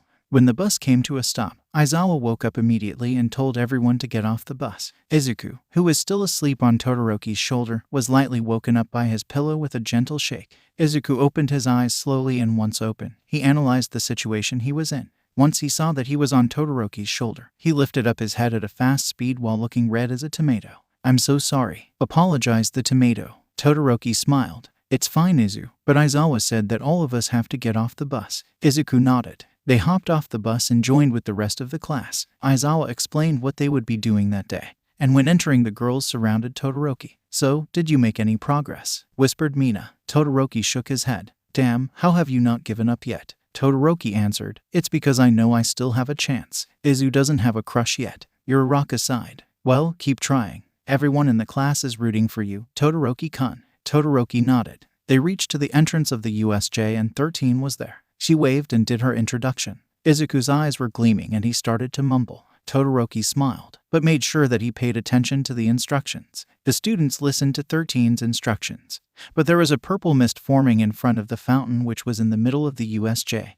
Aizawa noticed this and was on his guard. The students in 13 didn't notice until Kirishima looked around the place since he was bored and yelled, "Wow, you guys even have fake villains too." "What?" questioned 13. She turned and saw multiple villains stepping out of the purple mist. They introduced themselves as the League of Villains with Shigaraki as the leader. Aizawa shouted as he jumped towards the villains, "They're real." 13 protect the students. "Wait, Uncle Aizawa, where's Uncle All Might?" Izuku asked. 13 placed a hand on Izuku's shoulder. She answered the question for Aizawa. 3 hours passed. Izuku's eyes widened. Not good. He turned towards the class and grabbed his phone trying to contact his father. But all he got to send was letter H before the connection was cut. Izuku frowned and looked towards his classmates. Bakugo was raging to go with Kirishima holding him back. The girls were huddled together and everyone was panicking. Ida was trying to calm everyone down and Todoroki was just watching Aizawa fight. Izuku shouted orders. Ten-chan, run out of here and get the heroes. Ida was about to protest, but as his mouth was about to open, Izuku interrupted him. Go. If you do this you can save the whole safe, including me. I know the promise you made back then, but I have Sho-chan. He can protect me and I haven't used it for years. Go, Ten-chan. Ida closed his mouth and had dashed out the door with new determination in his eyes. The class stared at the door for a second, but then the purple mist surrounded the exit.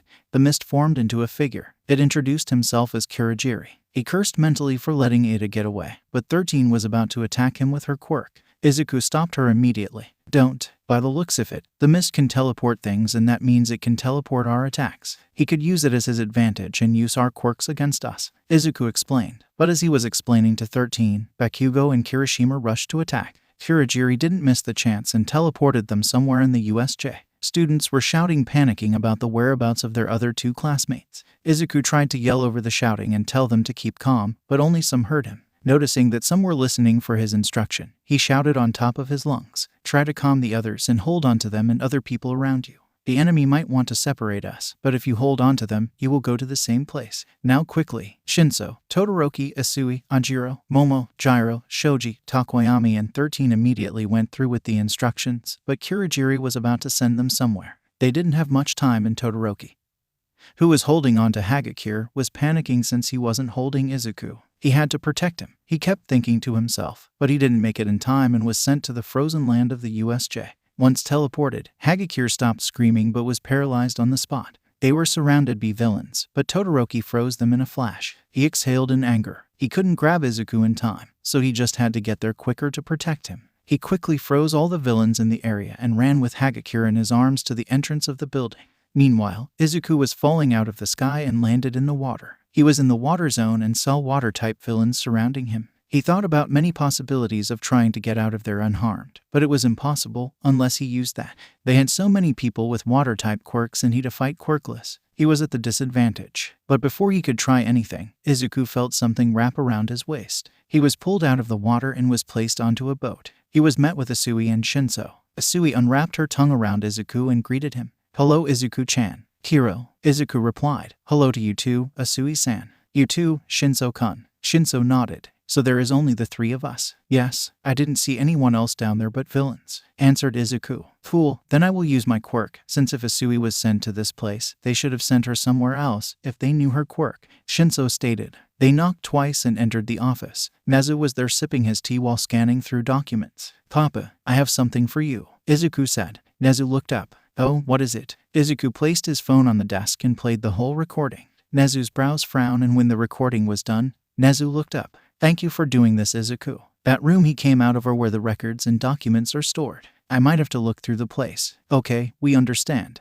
Izuku replied. "We will probably head back to class now." Izuku and Todoroki gave their goodbyes to Nezu and exited the room. Walking through the hallways, it was empty. Todoroki took it as a chance to try and talk to Izuku. "So, Izu, what do you think of high school?" he asked. Izuku smiled warmly. "It's so nice. I feel bad for lying to them." Todoroki sighed. "It's for the best, Izu. But it's good that they treat quirkless people normally without bullying them." Izuku agreed. "They and you will become great heroes in the future. They all have a kind heart, even though Bakugo-kun can't really show it, but he cares. They have the power to save people and I hope they do just that." Todoroki responded. "You really have a big heart, don't you, Izu?" Izuku looked at Todoroki. "I guess. I really don't like people dying. But life always comes to an end, so let's make sure people don't lose their lives early." Todoroki nodded and opened the door of Class 1A. They entered the classroom and everyone was there. They asked about where they were and what they were doing. Izuku lied to them about going to the bathroom with Todoroki so that they wouldn't worry about the intruder, but he planned to tell since Nezu was going to tell the teachers later. After lunch, Izuku had to go to the principal's office for his lesson. Instead of lesson, he had a task. It was to check to see that all the documents were there. Everything was in the same place and he reported back to Nezu. He thought it was weird, but he had to be cautious. Why would they come here? Is it to gather information? Do they have a target? Did they take a photo of the document they wanted to see? Izuku had many questions, but he didn't tell his friends. He knew the UA should be extra cautious. He told his father opinion and his father agreed. things would still be the same, but there will be more alarms. After school, Izuku told Ida everything, and he noted that they would all have to be cautious. Little did they know, a surprise at a field trip was coming soon. After the USJ attack, Izuku woke up in the hospital after a day with Todoroki sleeping beside his hospital bed. Todoroki had his face facing towards Izuku and his arms below his head, which were crossed on top of the bed. Izuku looked around the room studying it and noticed that he was alone with the sleeping dual hair-colored boy. Izuku smiled softly at the boy, but little did he know, his classmates were outside taking photos and watching. The girls were quietly squealing, but after a few seconds of watching them, Bakugo decided to crash the party and entered quietly. He opened the door, revealing the whole class, and Izuku faced them. He smiled and placed a finger over his lips. They nodded and entered silently. "So, how is everyone, and how was it after I collapsed?" whispered Izuku. Kirishima answered back quietly. "Everyone's fine or has small injuries, but people who have the most serious injuries were you and Aizawa-sensei. After you collapsed, Todoroki and Ida sought medical attention for you, and everyone else went back to UA and headed home." Izuku nodded. "I see. That's good that you guys were not hurt. But how is Uncle Aizawa's condition?" Momo replied, Aizawa-sensei is awake, but looks like a mummy." Izuku sighed. "That's good. When will we go back to UA?" "We continue school in a week because of the commotion the LOV caused. They said it was also for us to have a break." Gyro responded. "Okay, but when can I get out of the hospital?" "You should be discharged today," replied Shinso. Izuku smiled. They all squinted and they continued to talk, but once Bakugo answered while screaming, Todoroki woke up from his slumber. He sat up straight and saw the whole class and Izuku awake watching him. He ignored his classmates and asked multiple questions about how Izuku was feeling and his condition. Bakugo was getting mad that he was getting ignored and started a fight with Todoroki. Luckily, Kirishima and Izuku stopped the fight before it went out of hand. They all chatted until Nezu was at the door and entered the room. "Papa," exclaimed Izuku with a bright smile. The class was confused once again on why Izuku was calling their principal Papa. "Hello, little mouse. How are you?" Nezu asked. "I better than ever," Izuku answered. Nezu smiled. "That's good. I might be cutting in, but why are you so familiar with each other?" Kaminari questioned. So mentally face-palmed. Kaminari just had to ruin the wholesome moment. But they all had the same question except for two. "Well, I am his father," Nezu replied. "What?" they screamed in unison. "His father." "Yes." "Izuku, introduce yourself properly, since there is no need to hide it anymore," Nezu said. "Okay," Izuku exclaimed. He stood up and bowed. "I'm Izuku, son of Nezu and the only personal student of Nezu's class. It's nice to finally introduce myself properly." "Izuku, why did you hide this from us?" asked Uraraka. "I'm sorry I hid it. But I never lied about my parents, and I hid it just in case that some students want to be my friends to get closer to all the UA staff and heroes," Izuku answered. "Oh, that makes sense," Hagakure responded. "I'm guessing that Ida and Todoroki knew this as well, since they're your childhood friends," Momo said. Izuku nodded. "Is this also why you called Aizawa-sensei uncle?" Izuku nodded. "Yes, he was one of my caretakers along with Uncle Tensei,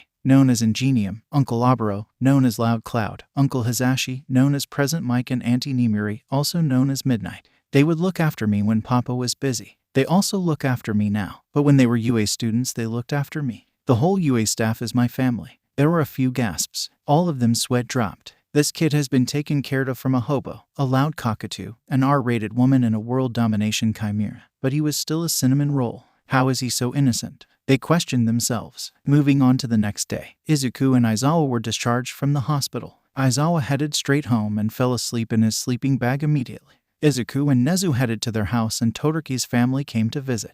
They all talked about the attack on the USJ and Izuku explained that he used that on the Namu. Nezu asked if anyone had seen him use it, just in case he had to keep an eye on Izuku. But Izuku explained that he made sure that no one saw and it would have been hard for anyone to notice. They sighed and the Todoroki's family had to go back. They exchanged their goodbyes and left. The week was just Nezu and Izuku having their father and son bonding time. They read books, watched TV, looked through police files on villains and talked about world domination. They did a lot of things together in the week and had lots of fun.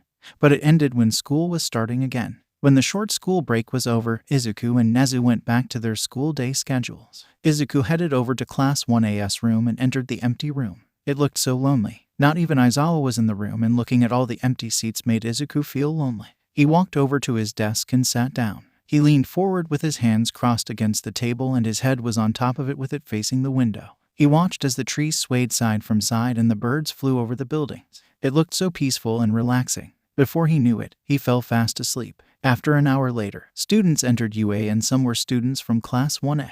The ones to enter were Todoroki, Ada, Bakugo, and Momo. They saw Izuku laying on top of his desk and didn't know he was sleeping since his face was the other way, and walked up to. Momo confirmed that he was asleep, so they kept quiet. Bakugo also felt sleepy, so he fell asleep on his chair with his head resting on his right hand and was facing the window. Todoroki headed over to his seat and watched Izuku from afar. Momo grabbed out her notes and started to do self-study. Ada noticed that Momo was studying and thought it was a good idea, so he followed. It took another hour before the others were barging into the classroom. Todoroki immediately made a signal for them to be quiet, but they didn't notice and continued to talk loudly. This woke up a beast in a broccoli. "Shut up," yelled Bakugo. The class quieted down and heard the bell ring. There were whispers about Aizawa might not make it, but as soon as the whispers were getting louder, Aizawa slammed the door open. He strolled over to the front looking like a mummy and he acted like everything was normal. "Aizawa-sensei, should you be resting?" asked Momo with her hand up. Aizawa sighed. "No, I'm fine. I will be teaching. If I stayed down, then what type of hero am I?" "A weak one," answered Izuku. The class turned to him in surprise. They didn't think that Izuku would say that, but he continued. "Uncle Aizawa isn't weak, so he gets back up even if it hurts." Aizawa did his infamous smirk and said, "Correct. Now I have announcement." The whole class's attention had been given to Aizawa and they stared at him intensely. He spoke. "The sports festival is coming up. It's in 2 weeks." The class cheered loudly, but Aizawa quickly told them to shut up and used his quirk to show how serious he was. They were silent and Aizawa continued. "Now, the sports festival is when UA puts on a show and it's for the students to show pro heroes what they got. If they get chosen, pro heroes will send internships to the student and the student can choose out of the internships they were given. After choosing, the student will spend a week with the pro hero they have chosen to get experience. This show also allows other students to get a chance of getting into the hero course if they want. But then someone of the hero course might have to step down from their position." "Any questions?" No lifted their hands, but one. "Izuku." The class faced towards the boy and he asked, "Is there a way not to participate?" "What?" exclaimed the class. "Why don't you want to participate, Izubro? It's your chance you show off to other pro heroes," shouted Kirishima. Izuku chuckled. "It's because I don't have a quirk and people would judge me because of it. Also, I'm not really a hero course student." "Then prove them wrong, Izuku-kun." "Also, Izuku, you saved us in the USJ, so you are a hero," Uraraka said. Izuku looked at her. "Even that happens. I have a task to do for a whole month and it depends if I finish it early." "Oh, I guess that can't be helped," she replied. Aizawa sighed. "Well, since you have a task, Nezu would pull you out anyway. By the way, what's your task?" Izuku smiled. "Secret. Of course he won't tell us," they thought. "But," Izuku continued, "it has something to do with blades." Aizawa's eyes widened. "He's letting you go after him?" "Yep, but I have Uncle Aburo, Uncle Tensei and Taoya with me," Izuku exclaimed. "Good, just be careful and don't get cut," Aizawa said. Izuku nodded. "Of course, if worst comes to worst, that would be used." Ada and Todoroki didn't understand what Izuku's task was, but if it involved using that, they knew it had to be dangerous. His task was to gather information and capture the hero killer, Stain. Students in UA were training and getting ready for the upcoming sports festival. Meanwhile, no of them saw the broccoli in the classroom or in the school. Ada and Todoroki tried to visit him on the weekends, but there was never someone on home. It was odd and worried if something happened, but calmed themselves down by thinking they were just preparing for Izuku's task. They continued to train their quirks, but they couldn't help but worry about their precious friend. Even their classmates were worried. After the training for the sport festival, the day came and everyone was heading over to the arena where the event was being held. Once they reached their class seats, they saw familiar green hair which they all haven't seen in a while. "Izu," Todoroki shouted. Izuku faced with a smile and waved. "Hello everyone." Ada asked, "Where were you for the whole 2 weeks?" Izuku weakly chuckled as he placed his hands in his lap. "About that, I was preparing for my task." "Sorry," they all sighed. They were at least happy that their classmate was safe and fine. "Please tell us next time, okay Izuku?" Mina said. Izuku sighed. "I'm sorry, but I might not be able to tell, but I might after finishing it." Ada replied, "It's okay, but at least give us signs that you're all right." Izuku nodded and got out of his seat. "Well, I better go now." "What, already?" asked Kaminari. "Yeah, I only came here to wish you all good luck and to do your best. Also, you shouldn't be seeing me until after your internships." Izuku answered, "It's for my task." "Well, I will see you later." Todoroki smiled sadly and replied, "Okay, but stay safe." "Okay, Sho-chan, do your best," Izuku said as he was walking backwards towards the exit. He smiled and shouted, "Everyone too," as he was gone from sight. Todoroki smiled and whispered under his breath, "I wish the only one he wished luck to was me." Mina overhearing this yelled, "Hey, I heard that." Everyone has to get luck from the cinnamon roll, but don't worry. No has a crush on him so far. Todoroki blushed and glared at Mina, since now everyone was staring at them. He walked away and got himself warm for the first event. Once everything was ready for the sport festival, they started. Present Mike was in the announcement box with Aizawa and was calling out the classes out into the arena. Midnight was on the stage telling the students in instructions and was like the host along with Present Mike for the event.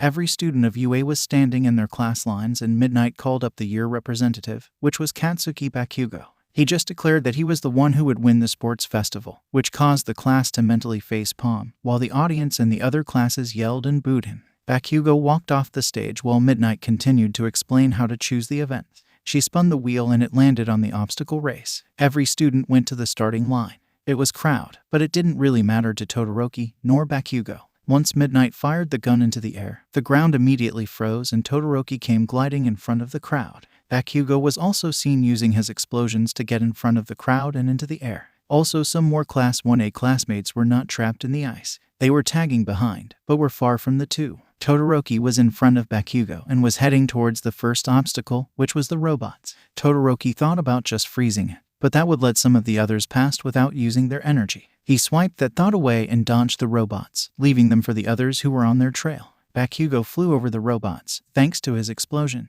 He continued to fly across the field, but then saw a tunnel up ahead. He slowly released his explosions less and dropped down. He was in front of Todoroki. Thanks to the robots he had to dodge, but he didn't leave his guard down. Todoroki realizing that his first spot had been taken, but he continued to glide on the ice. He saw a rope over a river and thought it would take too much time for him to use the rope. He just froze over the river and melted his ice after using it. He advanced and caught up the person in front of him. Meanwhile, with the others, they were battling the robots, but Ida just ran across the field without using his energy. Uraraka worked together with Isui to go through the obstacle course. Uraraka used her quirk to make herself and Isui used her tongue to throw her away from the robots. Once Uraraka was in the clearing, she deactivated her quirk on herself and used it to Isui. When she did that, she pulled her frog friend's tongue, moving her towards her. They did the same thing when they reached the river, as Ida ran across the rope. The two in the lead reached the minefield. Todoroki and Bakugo battling it out as they went across the field and didn't even notice the dust that was approaching them. Ida was in the front of the dust and was the one causing it. He used Recipro Burst, which he could only do twice a day. He dashed past the minefield and the two fighting in front. He made it to the finish line first, but was panting afterwards. The two who just saw something pass them quickly headed to the finish line, but found Ida panting on the floor with his head up. "I'm happy to finally see you here," Ida panted. Bakugo frowned and stomped away fuming. Todoroki replied, "Yeah, but I wish I was the one who said that." Ida got up from the ground and chuckled. "Well, I am the one with the speed quirk, I guess," Todoroki said. After all the students passed the finish line, only 44 people could pass the next round, and the next part of the festival was a cavalry battle. Once all of them chose their teams and got into positions, Todoroki, who wore Ida's 1 million point band, got ready for a fight. The game started and lasted 6 minutes. All the teams focused on Todoroki's team, but he immediately covered his surroundings with spiky ice. There were walls of ice from each side and his team could relax, but he warned them to stay on guard. Once the ice wall appeared, some teams thought it would take too much time to break down the ice, but Bakugo kept blasting his explosions towards the thick ice wall while his team defended him from the other teams. Kirishima also helped to break the ice and eventually they broke through, but once they entered it, they were hit by incoming ice. They managed to dodge. Todoroki clicked his tongue and covered the hole in the wall quickly. It was just the two teams in ice wall, but Todoroki had to be on defense for 2 minutes and thought out a plan. His plan was to defend, but if they could, take the headbands from the other team. Once he saw Bakugo screaming and heading over to their way, he ordered Momo to create a shield and blanket. She did exactly as he told her and handed it over to him. Todoroki blocked himself from the incoming explosion and pushed Bakugo back with the shield. Kaminari touched Kirishima and Todoroki covered the whole team with the blanket. Kaminari released his quirk upon the enemy and after getting shocked, Ida prepared for another Recipro Burst so Todoroki could grab some headbands.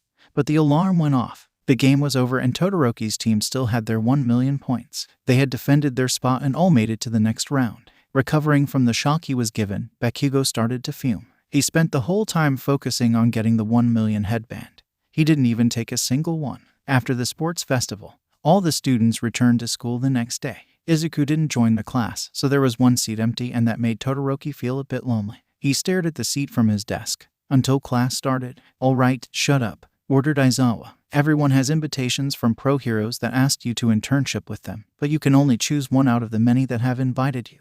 There were outbursts of questioning how many internships people got. Aizawa had to glare at them all just to shut them up. He started to hand out the papers, and some only got under the 2-digit mark, while others got over than 1,000. Todoroki had the most amount internships, but saw that he got an invite to study under his brother. He planned on going there, but he also knew that his brother wouldn't be there, since Izuku said for his task, Tauya and others were going to be there with him. He would be working with his brother's comrades. Ada did the same. After choosing their internships, a week after all of them were at the train stations ready to depart for their internships, they had their bags and their suitcase with their hero costumes in them. Todoroki said his goodbyes to his classmates along with Ida and headed to his train. Once arriving at the destination, he headed over to his brother's HQ.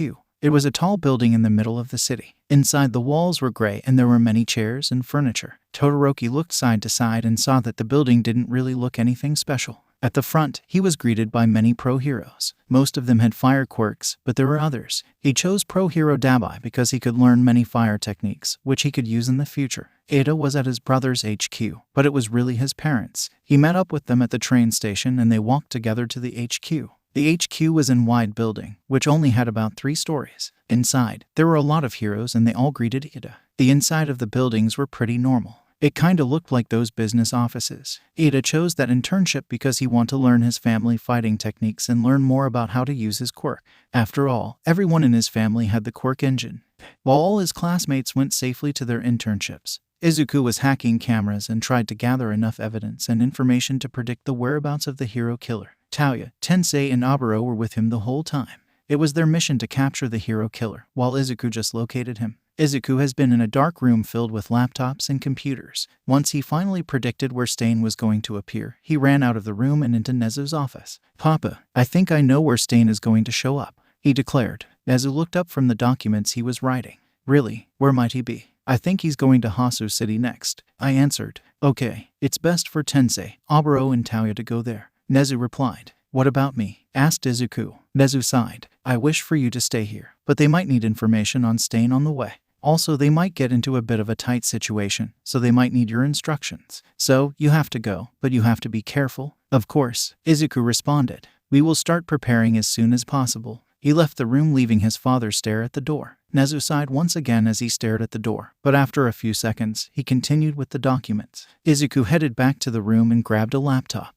He emailed a message to the pro heroes Ingenium, Dabai, and Loud Cloud. He told them to come to UA and nothing more. He sent the email and waited in silence until he heard a knock at the door. "Hello, Uncle Tensei, Uncle Aburo, and Tauya," Izuku greeted as he opened the door. "Hello to you too, Izuku," Tauya replied. "Why did you need us?" Izuku showed them inside and closed the door behind them. "I have excellent news. I think I know where Stain is going to appear." "Really? Good job, Izuku," Aburo said. "Thanks, Uncle Aburo," he responded. "I think he is headed towards Hasu City." Tensei's face expression darkened. "That's where Tenya is having his internship." "Same with Shoto, but he is near Hasu," Tauya added. "It's not safe. It's best if we go capture him as soon as possible." "I understand. I too worry for Ten-chan and Sho-chan, but we need to prepare. I also think that Stain should show up there in 2 or 3 days from now," Izuku stated. Aburo nodded as he crossed his arms. "I see. We will prepare now and capture him when he enters Hasu. It would be best to tell you the information about Stain here, but I want to make sure that you all have no injuries and all ready to fight,"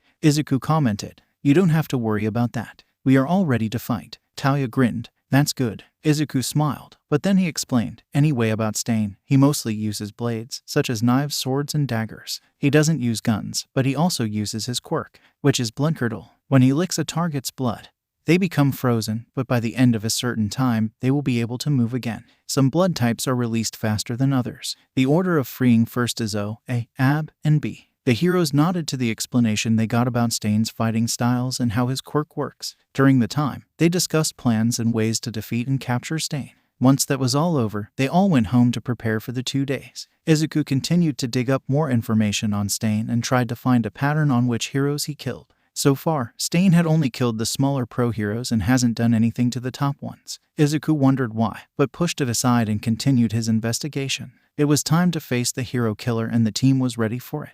They patrolled through Hasu during the day in their hero costumes, but Izuku told them to head to the alleyways since Stain only killed his targets in the dark. They patrolled the alleyway, but it was day and they didn't see any signs of the hero killer. Once it was getting darker, the alleyways began to become more creepy and silent.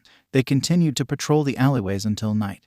Then they heard explosions. The night sky had ashes and smoke. They were screams in the night and it echoed through the alleyways. The team faced towards all directions and wanted to go to help, but they were on a mission, so they had to ignore it. Other heroes had to take care of it while they searched for Stain. They continued to run in the alleyways.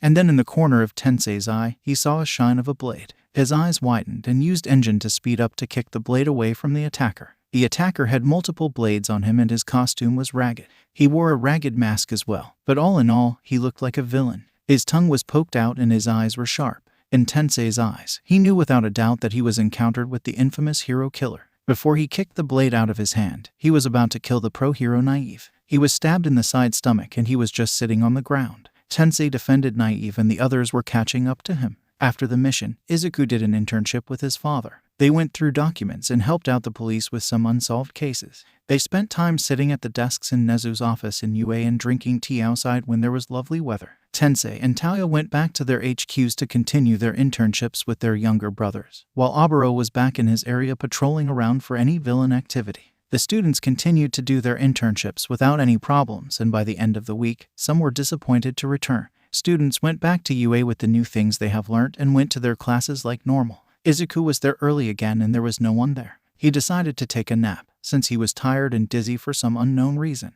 He walked up to his desk, placed his bag away and sat on his chair. He placed his arms crossed on top of the desk and his head in between them. He closed his eyes and let darkness take over him. Once there was darkness, he saw two figures. He was dreaming, but at the time he didn't know. He strolled towards the figures, but as he went closer to them, they were getting hazier. Izuku squinted his eyes to try and make out the figures, but it was no use. He tried to speak, but they didn't seem to notice him. Instead, he heard what they were saying. Target is at UA. I know, we just have to capture him and everything will go to plan. I know, we will attack soon. Should we kill the rest once we capture the target? Yes, they're useless anyway. Understood. Izuku wondered what they meant and who they wanted to capture. He didn't want anyone to be kidnapped or killed. He had to figure it out fast. Izuku wanted answers, so he rushed up to the unknown figures, but as he tried to reach out to them, his body went straight through them. Forgetting that he couldn't be heard, he yelled questions. Who are you trying to kidnap? Is it one of my friends? When will you attack? Why do you want to capture only one person and kill the rest? What are you planning?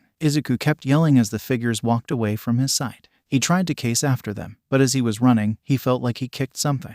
He looked down as he stopped running. His eyes widened and tears were flowing down his cheek as he was frozen. What he just kicked was Todoroki's bloody hands. Todoroki's whole body was covered in his own blood and was laying in front of him, lifeless. Izuku looked around and saw other lifeless bodies. It was all the bodies of his classmates and people who he thought was family. He fell to his knees and hesitated as he stretched out his left hand towards Todoroki's hand. He picked it up gently and tried to find pulse, but it was no use. He tried to check others, but it ended up in the same result. Their bodies were cold, covered in wounds and blood. Izuku found himself back to where his father, Todoroki, and Ida were laying.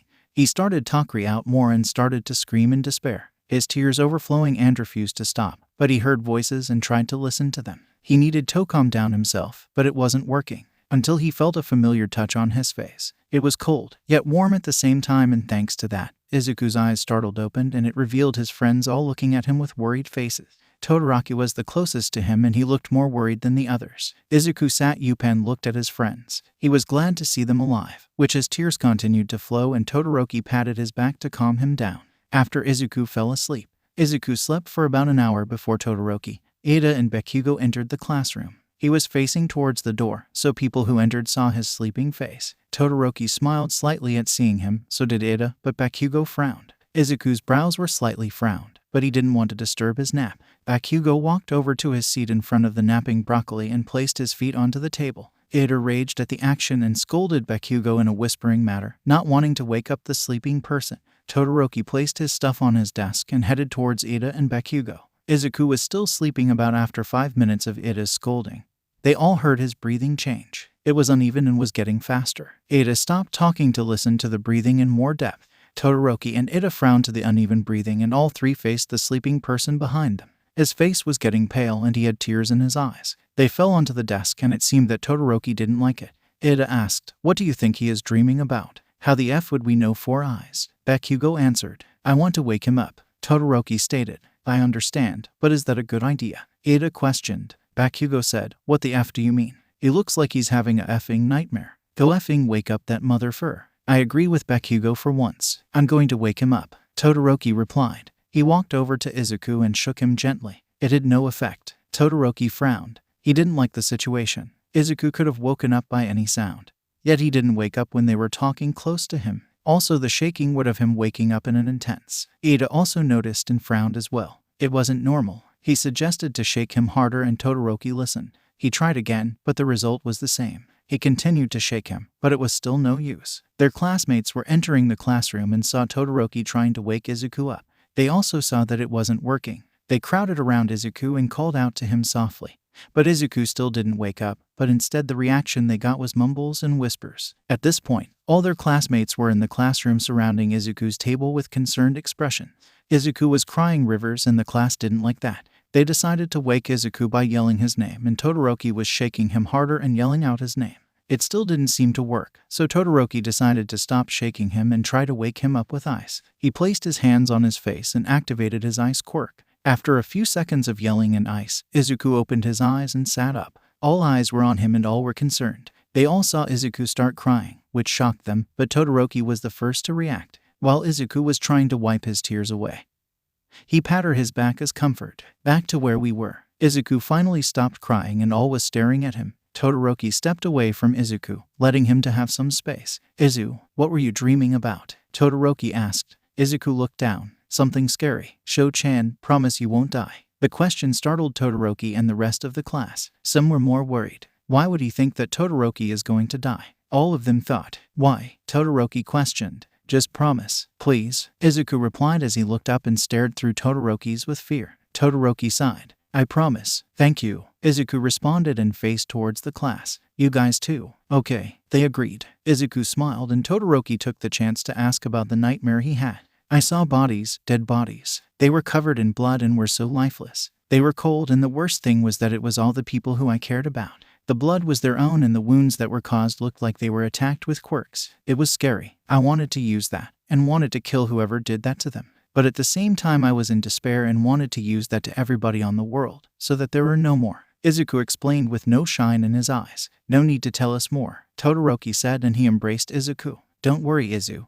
We won't die and we're stronger than before. So, we defend ourselves and you if needed. Thank you, Sho-chan, Izuku whispered as he returned the hug. The girls was squealing silently and Mina took another picture. Then the mood was ruined thanks to the bell and class started.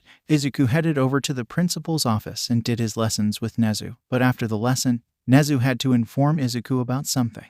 Little mouse, I have something to tell you. What is it, Papa? You see, in a month's time, the first-year hero course will be heading over to a forest for a training camp. They will be practicing and training their quirks. You will be with them and help Aizawa and Vlad to give advice to the students. Do you understand? Nezu said. Izuku nodded. Of course, that's good. That's all I have for now, so you can head back to Aizawa. Nezu replied. Okay, see you later, Papa. Izuku waved Nezu goodbye and walked out the room. I can't wait for the training camp, he thought as he headed to Class 1A. School was back to normal and there hasn't been any problem. Yet Izuku continued to dream about the dead bodies he dreamt before. He would wake up in the middle of the night, panting and covered in cold sweat, but he calmed himself down and forced himself to go back to bed. He plastered a smile for his family and friends so they wouldn't worry, and it worked. Izuku was still uneasy about the nightmare, but dealt with it in his own way. Soon, a month passed and the term was coming to an end. They finished their exams and lucky everyone passed. Some barely did, but they made it. Next was the summer training camp, which the students were excited about. After the announcement, the week was used to get ready for the departure. They all packed their suitcases and got ready for the camp.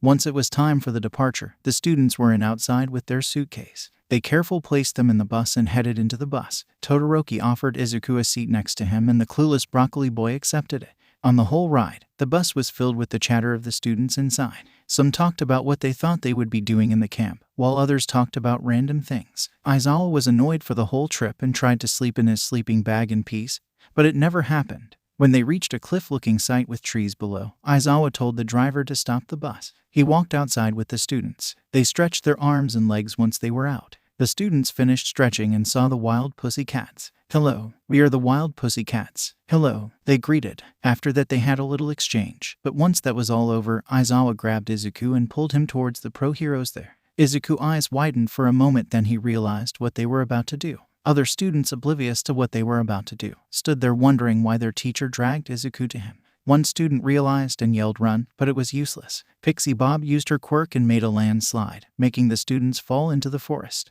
Your task is to make your way out of the forest. The campsite will be there and be there before dinner. If you make it there before noon, you might get lunch, Aizawa said with a tired voice. He already let Izuku from his grasp, and Izuku knew exactly what to do. His job was to help out and analyze the students' progress and how they could improve. He looked down on the edge of the cliff and saw that his classmates were battling earth monsters. He immediately pulled out a pen and his notebook. Pro heroes watched him and wondered where he got it from, since there were no pockets that they could see, but Aizawa just sighed and walked back to the bus. It was normal for him. Problem child, we will see you at camp, Aizawa said. Izuku faced towards them. Of course, you shouldn't be seeing me until the last students come. That's fine, but make sure you don't get too caught up in your notes, Aizawa replied. The wild pussycats were confused. The child wasn't a part of the hero course yet. Aizawa was talking about notes. I'll try, Izuku responded as he jumped down the cliff and landed in a nearby tree. The wild pussycats rushed over to the edge of the cliff. Is this really okay? They asked. Yep, Aizawa answered. Now get in the bus. Ragdoll asked. Is that okay? Don't you have to observe your students like flat? It's fine. Izuku should be able to do it and it's his job, Aizawa answered as he stepped into the bus. The pro heroes just shrugged and followed Aizawa's instructions and headed towards the camp. Meanwhile, with the students, they were battling earth monsters and some of them were getting tired already. Izuku was in a tree observing them from afar, just like the start of the year. No one noticed him and he continued to mumble quietly as he took notes. Luckily for him, they didn't separate and stayed together. It was easier for him to analyze their actions in one place. Todoroki was only using his right side, since fire isn't the best place for fire. Ada kicked the monster multiple times before they fell apart, but it took too long. Shinso couldn't really do anything, since the monsters can't talk, so instead he hoped to treat a tree like a mini Aizawa. Izuku thought it was cute to see someone copying his uncle's moves. He continued to write in the notebook and jumped to treat a tree. By 3 p.m., all of the class was at the campsite sweating and panting. Some were on the floor with their heads facing upwards and others bending down to their knees. Izuku hopped down from the tree and it startled everyone. They turned back thinking it was an enemy, but once seeing their green-haired classmate, they sighed. Izuku walked off to Aizawa and handed him the notebook. Aizawa gladly took the notebook and flicked through it. He scanned the context and closed the book. Thanks, problem child. Izuku smiled. No problems, Uncle Aizawa.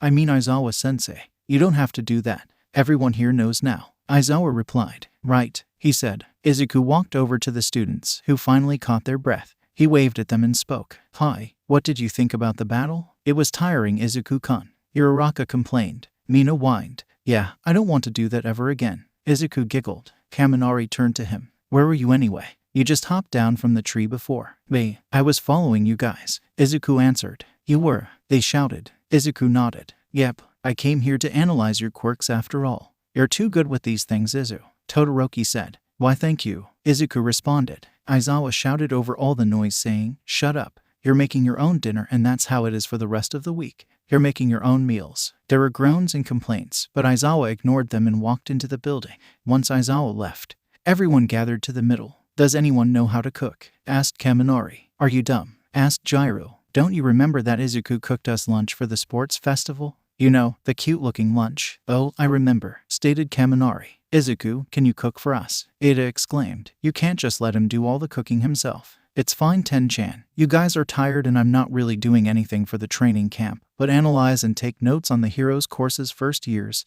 so it's fine. Izuku answered. Are you sure, Izu? Asked Todoroki. Izuku nodded. Yep, I don't mind. You guys rest. Thanks, Izuku. Mina shouted. It was the last day of the hellish training camp and some students were glad. They heard a yell in the hallway and just opened the door. They were greeted with a smiling green-haired boy and a black-haired kid standing next to him. Todoroki glared at the boy and Kota glared back. It has been like that for the whole week, but at least Todoroki doesn't go punching the boy. Last day of camp, so I'm going to make sure you're not getting lazy. Izuku said. You have 2 minutes to get to the dining room to eat. I'll see you there. Izuku walked to the dining room along with Kota, but the students were panicking. They immediately went back inside their rooms to get change. They made their way to the dining room together and saw the food all laid out. After breakfast, they did their training. They have mastered the task without any complaint. On the third day, Kaminari made a complaint about it being too hard and they should have longer breaks, but in the end, he had to run laps around the building 60 times. From there, everyone learned not to complain about the training and just do it.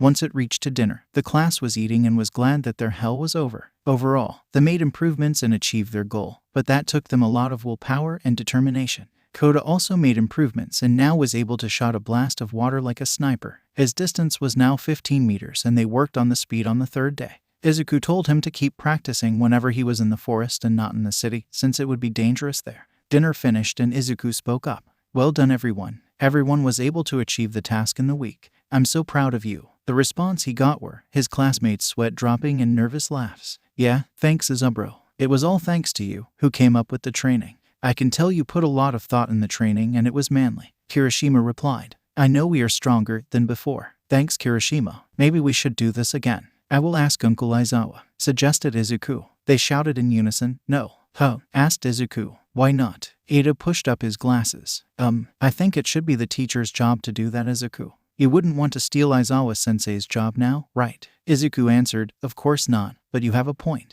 But at the same time he thought, but I have always done this. I even taught Uncle Aizawa's class. Now I wonder how Uncle Aizawa still has this job. The student sighed in relief and placed the dishes away. When Izuku was about to start washing them, Todoroki stopped him. I'll do it, Izu. But you need the rest for what is going to happen later. Izuku responded. Todoroki looked back. What? Oh, oops, I'm not supposed to tell you, since Uncle Aizawa was planning what's going to happen later. Sorry, Izuku answered. It's fine, but let me do the dishes. After all, you have been cooking for us, analyzing us, cleaning after us and stuff. Also, you look tired, Todoroki said. Izuku questioned, are you sure you want to wash the dishes? I can still do them. Todoroki nodded his head and Izuku sighed. If you say so. Todoroki smiled and started to wash the dishes. Izuku walked away and headed towards the couch. He looked at the clock on the left wall and it showed 7:40 p.m. It looked like there were still 1 hour and 20 minutes until the little event Aizawa planned would start. Everyone was doing their own thing and Kota was taking a bath. Izuku decided to sleep. He laid down and closed his eyes. He still hadn't had any good sleep, thanks to the nightmare before with the dead bodies. It scared him, but he continued to act as though it didn't.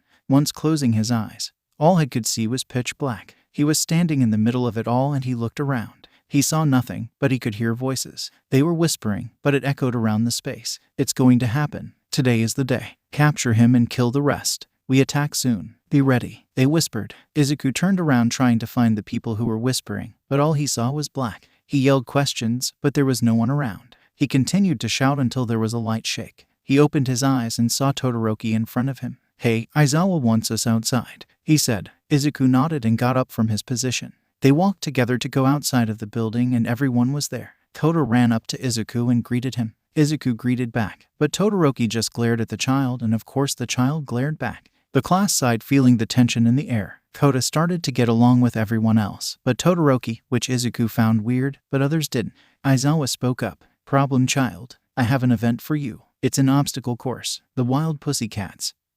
Problem child and I have placed up traps in the forest. Your task is to reach the end without getting caught by the traps. The loser has extra homework. What do we get when we win? Asked Shiro. Whoever wins just gets the title of winner. Aizawa answered. Mina translated as, so there is no prize. Aizawa confirmed, pretty much. All of the students were getting in place to start to race, but then Izuku noticed knives flying towards the class. Duck, he shouted. People were confused by what he meant, but they saw a glint of the knives from the moonlight. They ducked down and Izuku pulled Kota away. They faced the direction of where the knives came from. All of them got into fighting positions and Izuku stayed at the back protecting Kota. They faced the forest and saw figures coming towards them. There were 8 figures and they were villains. They were the LOV and they introduced themselves as Toga, Twice, Mr. Compress, Spinner, Muscular, Moonfish, Magni, and Mustard. The heroes were on guard and Izuku thought about his mini dream he had before. They said that they would attack so and today would be the day. Without thinking, Izuku asked the villains, who are you trying to kidnap?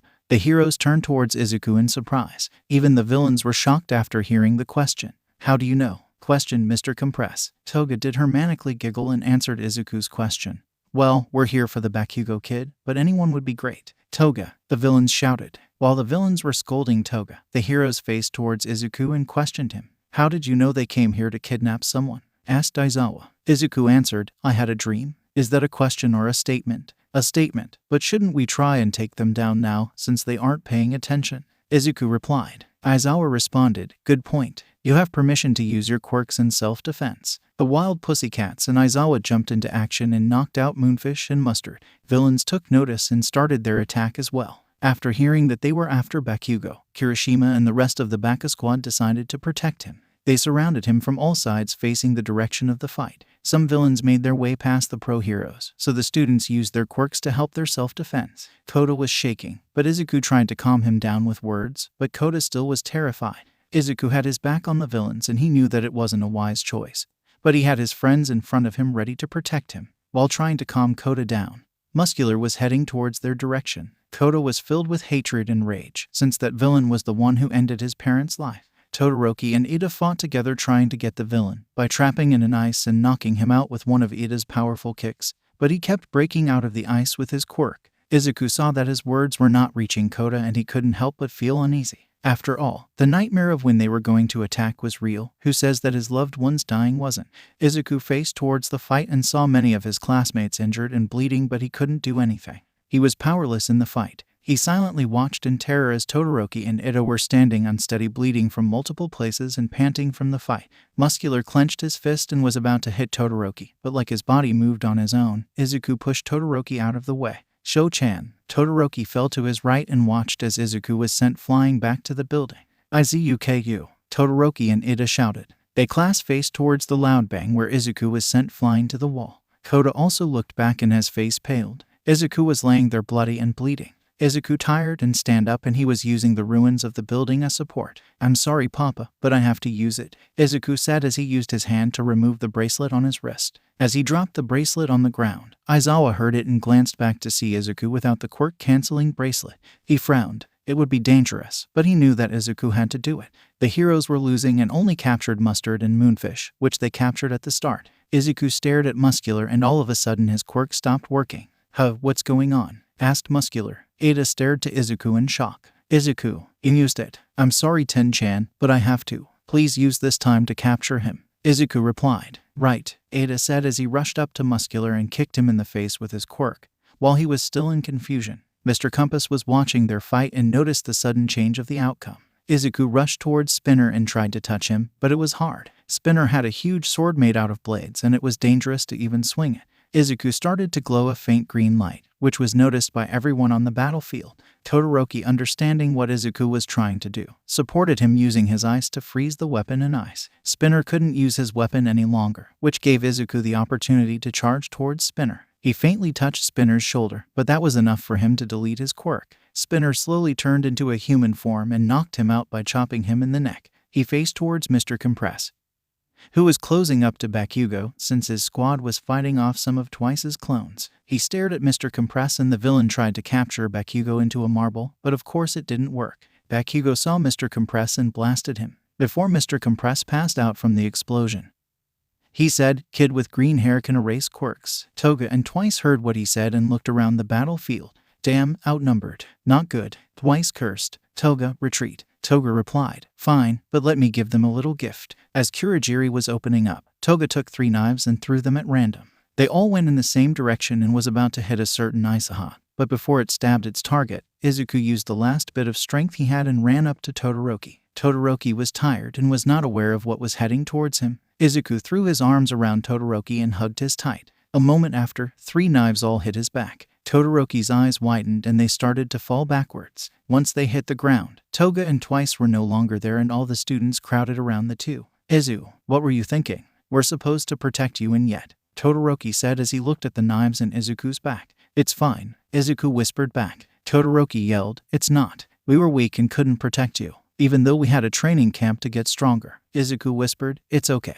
You were tired from the training and weren't at your best. No, it's not. You even used your quirk. Now you're in danger. Villains know now and might target you again. Todoroki cried back. Sho-chan, you saved me twice. I'm so weak. Todoroki responded as tears started to form in his eyes. Izuku weakly smiled. At least we saved Bakugo and no one died. So it's a win. Stupid, Todoroki muttered. Anyway, I'm tired, so I'm going to have a nap. Izuku said. Problem child, don't do that, Aizawa ordered. Izuku pouted. Why? Aizawa replied, just don't. I will try. Izuku responded. At this, all the students were there and were treating each other's wounds. Aizawa called Momo over and she treated Izuku by creating bandages and pulling out the knives. Izuku screamed every time the knife was pulled out, but in the end he was able to stay awake. While Momo was doing that, the wild pussycats tied up the villains that were captured, and Aizawa called Yue to make a report and for them to get the police to hand the villains over. Todoroki was with Izuku for the whole time along with Ada. They heard the painful screams of their friend and blamed themselves for not being stronger. They blamed themselves, yet they lifted their heads high and gave themselves the same goal like the USJ. They promised to get stronger. They stayed with Izuku as he slept and stayed close to him like there was another threat that was coming. It has been months since the last villain attack and it was peaceful. Classes continued as normal, but Izuku couldn't go outside. Students asked teachers for permission when they want to go outside to do their stuff, and when they did, Izuku would head over to the UA staff dorms and meet with his father. They did their normal, drink tea, talk about random stuff and world determination. They also discussed some of the books Nezu recommended to his little mouse. They would laugh manically while holding their tea, and some teachers and UA staff in the background would get cold sweat from the scene. Overall, Izuku wasn't the least bit lonely. He lived in the school's dorm, which never seemed to be quiet, and was surrounded by his beloved friends and classmates. It was lively and no one ever got bored. Mina had so many games, but for each game, Izuku thought it was weird that he was always paired up with Todoroki. He didn't mind, but the others would make strange faces towards them. But being with Todoroki and the others felt like a blessing. When he was with Todoroki, he felt safe and wanted to reveal his true self, but at times he didn't. Of course, sometimes he felt safe with Ida, but Todoroki gave him more comfort. It was always like that ever since he turned 10. He felt heat rush up his face whenever he thought of the dual-colored hair friend, and his heart continued to beat loudly around him. Even the thought of losing him hurt more than anything. Losing people he cared about always felt like that. But again, it was stronger for Todoroki. Once symptoms started to occur when he was 10. Izuku tried and ignored the things, but over time it grew stronger and faster. He tried to hide it to the best of his abilities, and it seemed it worked. No one ever noticed, not even his father who had a high IQ. He kept up the mask to cover the real emotions every time he was unsure. The class was partying. Since their exams, tests were over, Mina started the whole party, which Ada was against. But after being convinced by his fellow classmates, he joined in. Izuku stared at the class and smiled. It truly felt warm in that dorm. Todoroki was next to him, and instead of looking to the class, he was only staring at one person. If you guessed correctly, it was Izuku. He stared at him with warm and blushing face. The class was partying, but they also saw the gazes Todoroki was giving Izuku. They mentally sighed as to Izuku being way too dense, but Mina had a chance to try and do something. She whispered to all the girls, which the boys found strange, and they nodded to what Mina was planning. Izuku, can we girls ask you something in private? Mina shouted. Izuku answered while pointing to himself. Me? Yeah, please Izuku. Uraraka agreed. Okay, I don't mind, Izuku replied. Hagakure cheered, great, and dragged Izuku along with the other girls to an empty hallway. As they walked off, the boys were watching them. They decided to let them be and continue whatever they were doing. Meanwhile, with the girls, they all surrounded Izuku. He was backed against the wall and watched as the girls' eyes looked like they were shining. So, what do you want to ask me? Izuku questioned. Mina grinned. We want to know if there was anyone you like. The rest of the girls nodded and stared at Izuku like they were solving a mystery. But before Izuku answered the question, Izuku asked a question. How do you know when you're in love? They were gasps. Gyro whispered, you don't know when you're in love. All Izuku could do was nod. Another round of gasps were heard. Is love when your heart flutters whenever they're close and you have butterflies in your stomach when you talk to them? Is it also when you feel safe around them and sometimes wanting to be their side? Is it when the thought of losing them hurts more than anything, and when thinking of them your face heats up? Well, I don't know if you call that love, but is it? Izuku said. Oh my god, Mina squealed. That's love. Izuku, you like someone? Really? Izuku asked. Asui nodded. Yep, that's love. Hero. Izuku's eyes widened and he was speechless. Momo questioned. So, now we know you're in love. Who is it? Yeah, who? Hagakure said. Just don't tell anyone. Izuku replied. It's S. Then he was interrupted by Kaminari yelling to the girls to join them. They all groaned, wanting to hear the big reveal that an idiot ruined, but Izuku had already rushed back to their classmate. Hey, what were you talking about? Asked Kirishima. Well, Izuku has a crush, screamed Mina. Todoroki paled slightly. Izuku yelled back with a flustered face. Mina, right? Sorry, I was excited. She apologized and she glared towards Kaminari. But we didn't get to hear the person since someone wanted us to come back. Bad timing, Kaminari said with a nervous smile. Very, Gyro replied while she crossed her arms. Izuku walked away from the group and was met with Todoroki. After realizing that he liked his childhood friend, in which in a way that was friendship, it felt weird for him. Once looking into Todoroki's eyes, to him it looked like a clear sky and he blushed thinking about the crush thing. He quickly looked away and made sure that no one saw it, especially the person himself. He announced that he was going to bed early and his classmates said goodnight to him. Ada followed him and when Izuku faced his room he turned behind him. "Ten-chan, is there something wrong?" Ada fake coughed. Can I talk to you in your room?" Izuku opened the door and gestured Ada in. Ada bowed and followed suit. He sat on Izuku's bed as Izuku closed the door and sat on his chair. He turned it to face Ada and asked, "So, what do you want to talk about?" "It's about your crush." Izuku turned bright red in an instant. "What about him?" "So it's a boy." Izuku mentally slapped himself and admitted to Ada. "Yeah, you going to judge me?" Ada answered, "Of course not. I just thought you would tell me or Todoroki." "Well, about that, since I've known you for many years, please don't tell anyone. I like Sho-chan." Ada smiled. "Knew it." "Wait, how?" "Izuku, you don't really show much negative emotions, so Todoroki and I thought that you have been hiding them, and it seems we were right. You don't want us to worry, but doing this makes us worry." Ada explained. "Sorry, I'm always causing trouble and worry for you guys. I keep getting myself in danger, but I'm selfish. I don't want you to get injured because of me. Losing one of you hurts so much. The nightmare I had months ago still haunt me. Seeing Sho-chan's and everyone's lifeless bodies was just so lonely and depressing." Ada walked up to Izuku and patted his head. "You don't have to worry about it. Anyway, I better go. Also don't worry, I won't tell anyone, including Todoroki. Tell him your feelings when you're ready, Izuku." Izuku warmly smiled and replied, "Thanks, Ten-chan." As Ada was about to leave the room, he stopped at the door and gave a word of advice. "Izuku, Todoroki is pretty popular with girls. It's best if you think quickly before he gets taken away, you know. You never know, maybe Todoroki feels the same way. I will take the advice to heart, Ten-chan." "Thanks again." "No problem. Good night," Ada said as he closed the door. Izuku laid down on his bed and stared at the ceiling. He wondered through his thoughts. What now? Once Izuku left for bed, Todoroki was in the common room panicking. He kept wondering who might Izuku taken a liking into, but no one came up. Izuku was too good with hiding his emotions. Todoroki was sitting at counter and sighed gloomily. The whole common room's mood was brought by Todoroki, so the whole class faced him. "Hey, you okay?" asked Shinzo. "No," Todoroki responded, still looking at the counter with his head down in his hands. "Izuku has a crush and I have no idea who that person might be." Siro walked over. "Really? Since you said that he hasn't been going out much, it has to be someone in UA or even in this class, right? I think out of everyone, Todoroki loves Izuku the most, so we as classmates have to help him. We have to make this ship sail," Mina stated. "Is everyone in?" The whole class nodded and Ida came out of the hallway. The class rushed over to him as Bakugo and Todoroki stayed in the same place. The class asked questions about where he went and all he said was that they had a little talk about Izuku's crush. That caught the attention of Todoroki and he asked Ida, "Who does he like?" Ida faced towards him. "Sorry, Todoroki, but he wants to keep it a secret for now. I did give him advice to confess soon, since his crush seems to be popular with the ladies." "Wait, he's gay," the class shouted. "Got a problem with that?" Ada asked with venom in his voice. They gulped. "Nope, not at all. It just fits perfectly with the plan to match up Todoroki and Izuku together," commented Hagakure. Ada smirked and replied, "That's a great idea." That hinted to everyone in the class that Izuku had a crush on Todoroki, since they should have known by now that Ada wouldn't do anything to Izuku if he doesn't like it.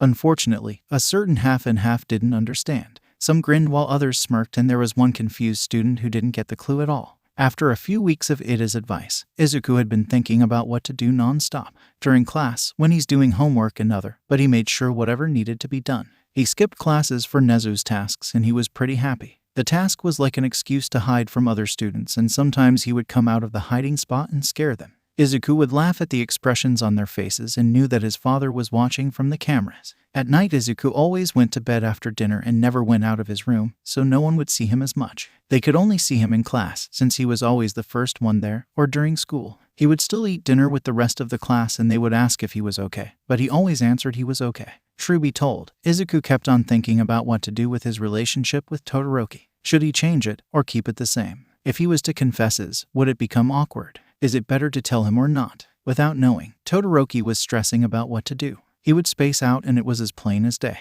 He kept sighing and his eyes were in a daze. Everyone noticed this, but they were not aware of Izuku. One day Aizawa announced that their class would be doing more training, which the class wasn't too excited about. Izuku was also going to the training field trip which Aizawa announced. After all, he was the one who planned it. They were all going to the beach. They would learn how to save people in the sea and learn how to fight in the water. "Okay, we will be having a training day trip," Aizawa announced. There were groans around the room and Aizawa continued. The training will be held at a beach. The word beach brought the class into cheers, which Aizawa thought was loud and annoying, so he added to his announcement.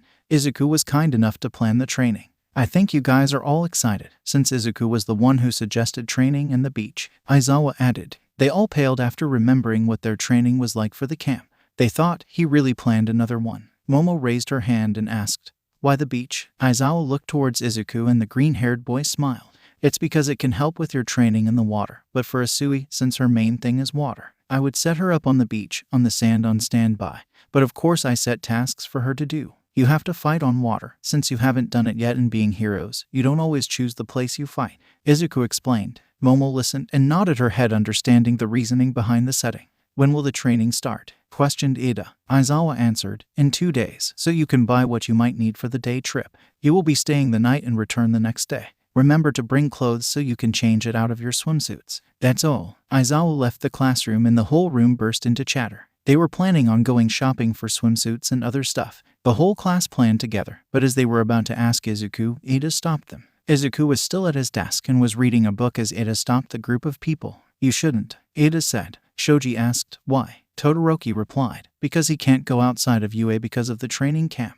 Nezu's orders, but he is allowed to go out for school purposes." "Oh, right, sorry." Ajiro apologized. The group walked away and Izuku felt something in his pocket. He closed the book and took out his phone from his pocket. There was a message from his father. "Izuku, I have your swimsuit in my office. Please pick it up later." Izuku replied an okay to his father and placed his phone back into his pocket. He was about to pick up his book again, but Mina decided to walk over. "Hey Izuku, since the whole class will be planning on going shopping for swimsuits, how are you going to get yours?" Izuku answered, "My father already has mine ready in his office. I just have to pick it up later." "Wow, expected of Nezu," Mina exclaimed. "But wouldn't you be lonely?" "No, it's fine because I'm going to stay with him," Todoroki said. Mina's eyes glistened. "Really? That's good to know. But, Sho-chan, what about your swimsuit?" Izuku questioned. "Don't worry about it. I already have it in my room. I'll just use the old one that I have always used," Todoroki responded. "If you say so," Izuku replied. Mina started to walk away and whispered to Todoroki,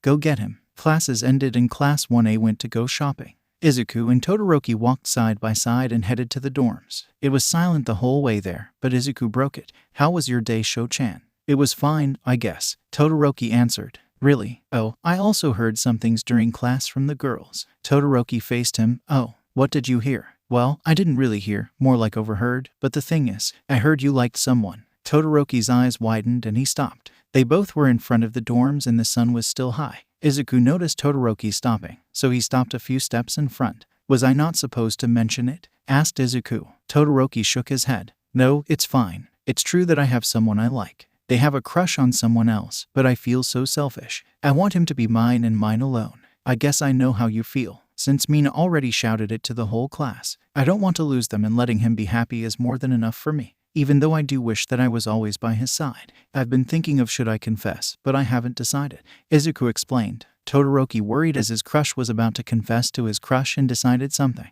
It would be better to get rejected after telling your crush you like him than seeing them with someone else without them knowing how you feel. Todoroki said. Izuku replied, "Yeah, I know that you like someone else, but I'm selfish like I said before, but I love you," Todoroki confessed with a serious expression. He faced Izuku and stared him straight in the eyes. Izuku's eyes widened. Tears fell from his frozen face and Todoroki panicked. He didn't mean to make him cry. "I'm sorry, Izu. You don't have to accept my feelings. I know you have feelings for someone else. You can forget everything just now." Todoroki apologized as he walked over to his friend. Izuku started to wipe his tears and whispered, "That's not it. That's not it." "Pardon?" Todoroki asked. Izuku spoke louder. "I said that's not it." Izuku faced towards Todoroki, who was trying to comfort him, and looked up with still tears running down his face. I love you too." Todoroki's eyes widened with heat reaching his face. Really?" he stuttered. Izuku nodded. "You were so cool and cold, but at the same time warm. I felt safe near you and never wanted to leave your side.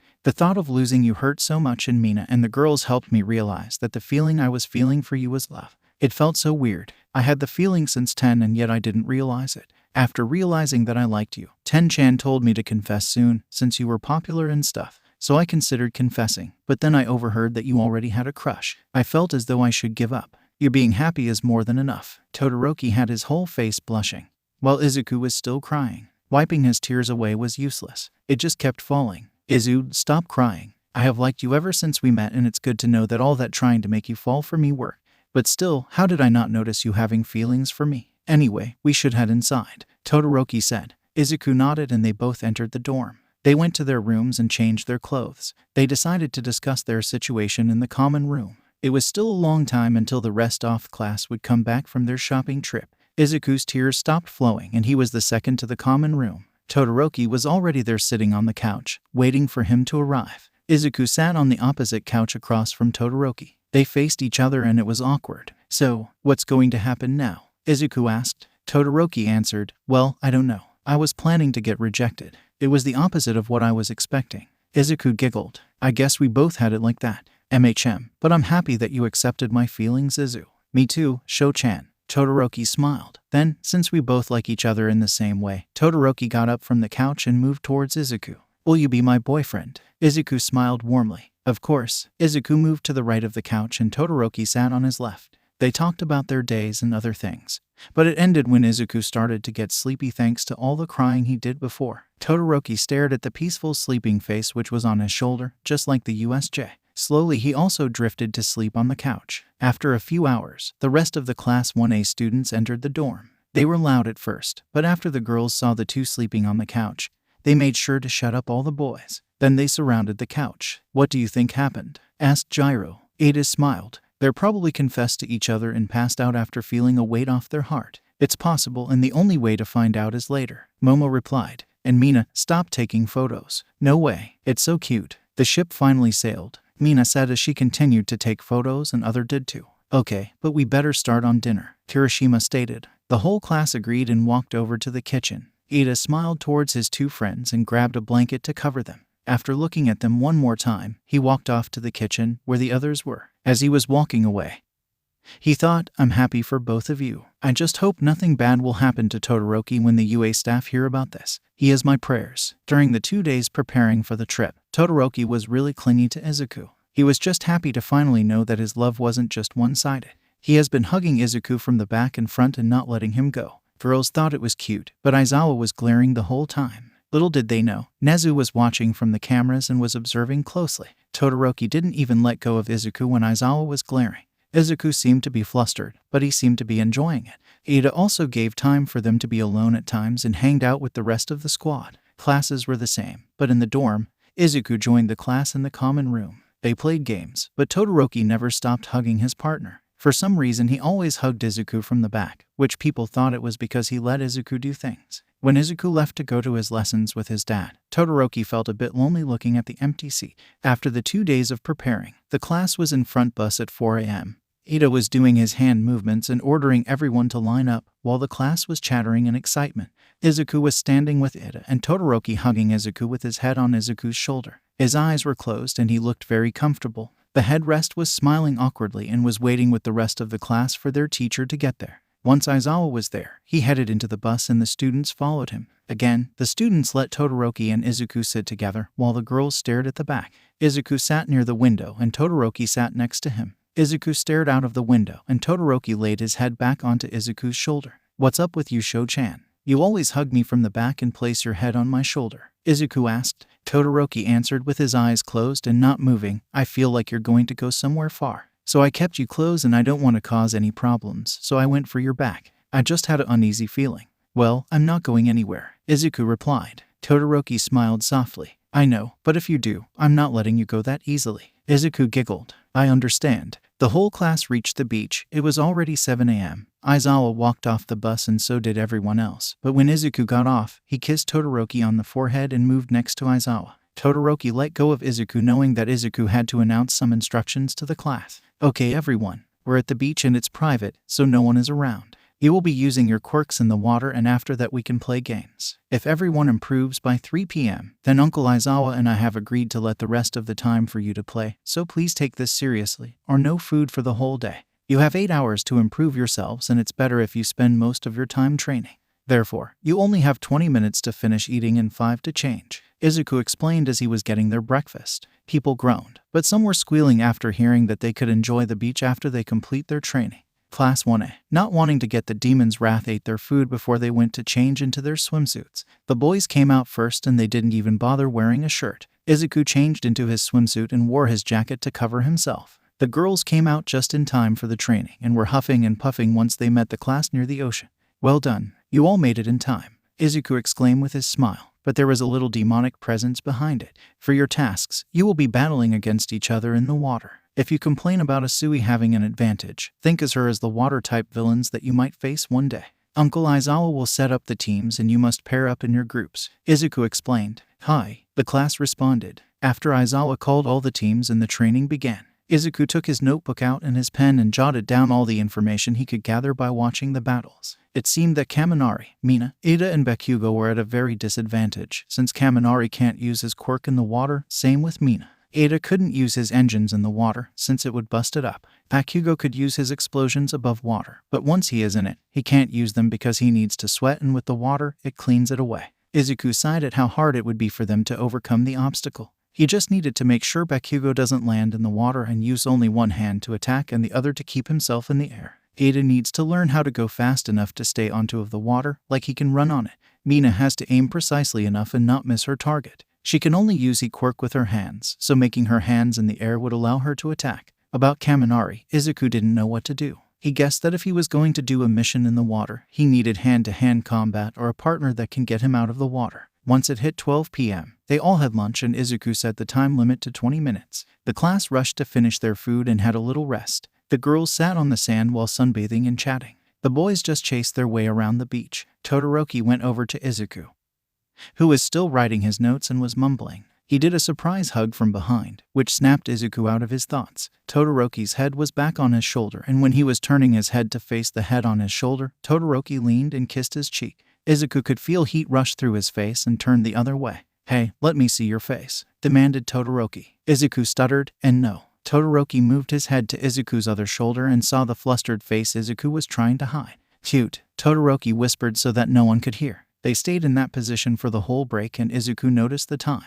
He stood up, while Todoroki let go of his grip and followed Izuku. "Okay, time's up. Back to training," Izuku shouted. There were groans, but the students dragged themselves to the ocean, where Aizawa was already there with all the teams. Izuku kissed Todoroki's cheek with a flustered face as his lover passed him. When Todoroki felt the kiss, he turned to Izuku's direction, but all he saw was Izuku running away with his hands covering his face. At the corner of his eye, he saw that Izuku's ears were bright red. He smirked and was ready for battle or whatever that was planned. After all the training, the students felt drained. Izuku was still writing in his notebook, but was paying attention to the students. They were panting and gasping for air. They had just ran 20 kilometers on the sand. Izuku watched and was satisfied with the progress they had made. He thought they should be use of the water and can battle villains in them if the time ever arises. He strolled over to the group and handed out water bottles. "Good work. Have some water," Izuku said. "Thanks," Hiroshima replied as he grabbed the water bottle from Izuku and started to drink it. All the class drank some water and just in time. It was 3 p.m. Izuku looked towards Aizawa and the teacher nodded his head. Izuku smiled. "Guys, since you all have trained hard, you have until 6 to play around. After that we have to go to the hotel for the night," Izuku stated. Mina gasped. "Does this mean we can enjoy the beach?" She got a giggle in response. "Yes, that means you can have fun," Izuku answered. "Yeah," the girls screamed as they were running back to the ocean dragging Izuku by the wrist. The boys shortly followed after and they started to splash water onto each other. Shinso went to sleep on the sand and oh boy, he made the wrong decision. Kaminari, Shiro, Kirishima and Mina covered him in sand while he was sleeping. They shaped him into a caterpillar, like Aizawa's sleeping bag. They giggled as they walked away, and once Shinso woke up, he couldn't move. He shouted, but no one answered him. Izuku, being the kind person he was, came up to Shinso and dug him up along with the rest of his squad. Shinso was out and was chasing the culprits. Izuku and his squad were watching from the sidelines and were laughing at the chase. Todoroki stayed close to Izuku and played with him. They both entered the water and swam together. They also sat in the shade and talked with the rest of the squad. But Todoroki was always hugging him from behind. Overall, the 3 hours were jokes and fun, but that was only the calm before the storm. It was 6 p.m. and Class 1A were going to their hotel. The class was being loud as always as they got off the beach, but there was something that covered their voices. There was multiple loud bangs. They faced to where the sound was coming from and saw a familiar purple mist. The villains in front were holding guns, which meant that the loud noises from before were gunshots. Aizawa jumped in front of the class asking himself, why this again? Can't we have a normal field trip? Izuku was studying his surroundings, but he heard multiple groans. He faced towards the floor and saw some of his classmates were shot. Luckily it was nowhere fatal, but they were in pain. Momo was creating all the bandages she could so she could treat them, but that meant that the students who got shot and herself were defenseless. Izuku panicked and shouted out orders. Everyone who can fight. There are some people who got shot. Momo is trying to treat them, but that means they are all defenseless. So please defend them along with your own safety. He got a huge yes as his reply. All of them got into fighting positions and made sure all the injured and Momo were in the center of the ring of defense. Activating their quirks and carefully watching the enemy,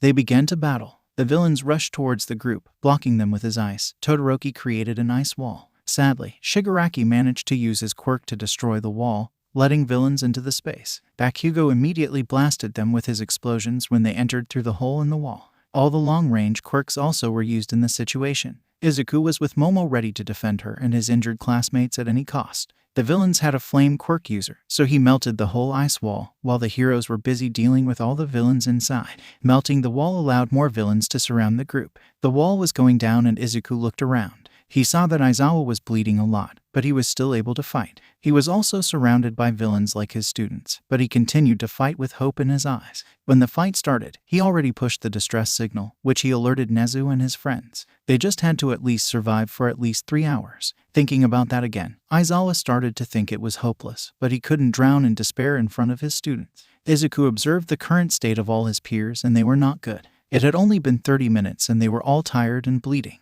They couldn't help it. They didn't have much experience than the villains and the enemy had the advantage in numbers and surprise. The outcome wasn't good. He predicted that Aizawa called for help, but they were 3 hours from UA in the city. They had to fight on their own. On the spot, the green-haired boy decided that he would use his quirk, since the villains probably know about, thanks to Toga and Twice. He placed his bracelet on the ground with his eyes closed. Ada and Todoroki noticed the action and tried to run up to stop him before he opened his eyes, but were late. The moment they reached him, his eyes were open and he was staring at the villains in front. Izu, don't do this, Todoroki pleaded. Izuku didn't look back and apologized. I'm sorry Sho-chan, Ten-chan, but I can't just stand here and do nothing. But Ida tried to reason. Anyway, they should already know, since Toga and Twice got away. So please, take them down while I delete their quirks, Izuku said. Izu, please, Izuku repeated. Ida sighed and agreed. Fine, but please be careful of how you use it. Thank you, Ten-chan. Todoroki still looked uneasy. It didn't just sit well with him.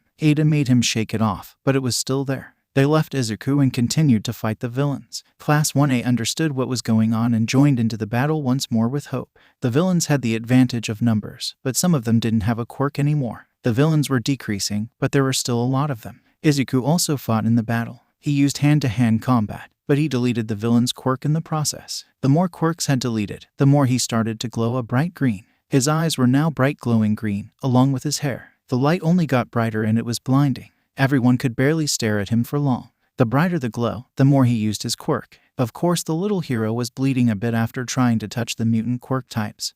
But he continued. He had more of a minor injuries compared to his classmates, but it more serious than the ones who got shot. Momo was nearly done with all the treatment, but even after that, she wouldn't have any energy to fight. It had been 1 hour when they started fighting and Aizawa was getting treated by Momo. He returned to the group and Momo treated him, but in his stead, some of the students had to fight on the front lines. They were allowing their teacher to rest. They planned to take turns on fighting, since Izuku was there. He was like Aizawa, but they didn't have to worry about their enemy's quirk returning. The plan of taking turns wasn't Izuku's, but Momo's. Izuku was too busy fighting to even state his opinion and his quirk drawback was closing in on him. His vision was starting to get blurry and he was wobbling where he stood. Todoroki and Ida saw from the corner of their eyes that the bright light that was their symbol of hope dying out. They turned to their beloved friend, which was wobbling. They wondered what was going on, but realized the drawback. They remembered that with each quirk he deleted, it took some of his energy. The villains were still exiting from the mist, which made them like never ending. The two took time to quickly to see how many villains that Izuku had dealt with.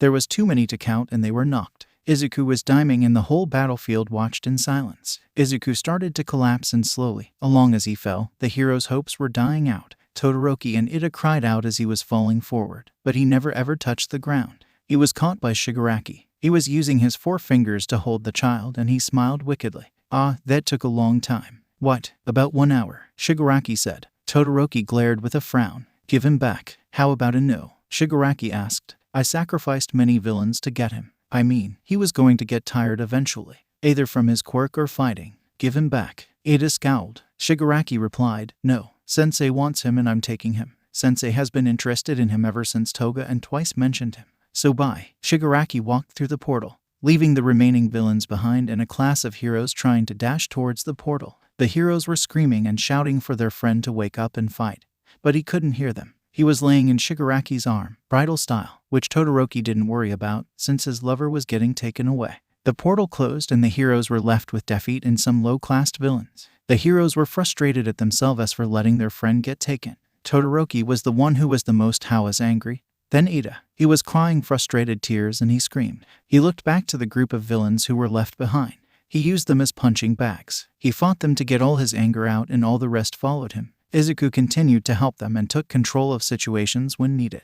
They watched as he was taken away from them. Even the ones who got shot at the start were angry. They couldn't move, but were fully awake, which made it more frustrating. Once the backup showed up, all the villains were knocked out and the students were crying hard. They were on their knees crying. The beach was filled with unconscious villains, but they looked like they were dead, so it made it look like a massacre. It left the backup heroes shocked. They tried to move the students, but they never budged, especially Todoroki. They had to forcefully carry and move them. They treated the injured, but no one spoke. Once Nezu tried to look for his son, he saw that he was missing. He thought that maybe he was getting treated, but when head count was happening, Izuku wasn't there. The Chimera was getting worried. Okay, where is Izuku? Nezu asked. There was silence. No one looked up, not even Aizawa. Where is Izuku? Nezu repeated in a hurry. Again, no one answered. Nezu practically cried. Where is my little mouse? There was silence again, but Ida decided to answer the poor principal. I'm sorry, Nezu, but the villains. They took him. They what? Nezu exclaimed. Ida repeated himself. They took him. Nezu frozen. He sank into despair. In his mind, it went like,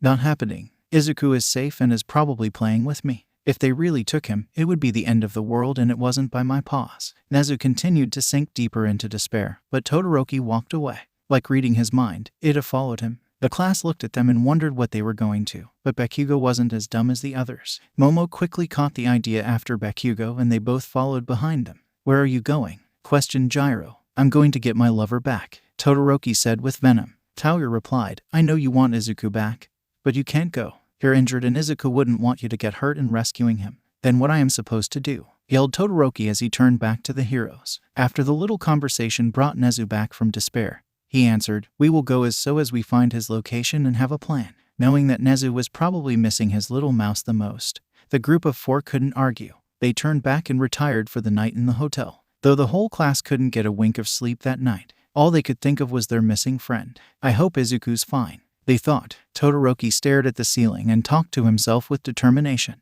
I swear to get him back soon. But the LOV, they had the unconscious green-haired boy in their base. He was still in the arms of their leader, bridal style. The base was a bar. It had glasses and different types of drinks on the shelves. Behind the bar, there was their actual base. There were rooms and cells. Shigaraki opened a door to a cell and placed the injured boy in there, without anything else. He left the boy in the cold cell and locked the door. He walked away without glancing backwards. After a few days of being unconscious, Izuku woke up in pain. Not knowing that he was kidnapped, he was confused at the dark setting. He knew about the drawback of his quirk, so the backup probably made their way to the beach long ago and he was just unconscious for a few days. He looked around and noticed that he was on the floor. The place he wasn't the hospital. He tried to get up, but the injuries that he had got from the battle were still there without the slightest bit of treatment. He winched in pain, but he tried his best to get up. Once he was standing, he was gripping his sides and was limping to the front of the room. The room itself was a room that only had one door and no windows. The only way out was through the door. The boy thought about the possible situations that he was in and only one thing made sense. The villains had captured him.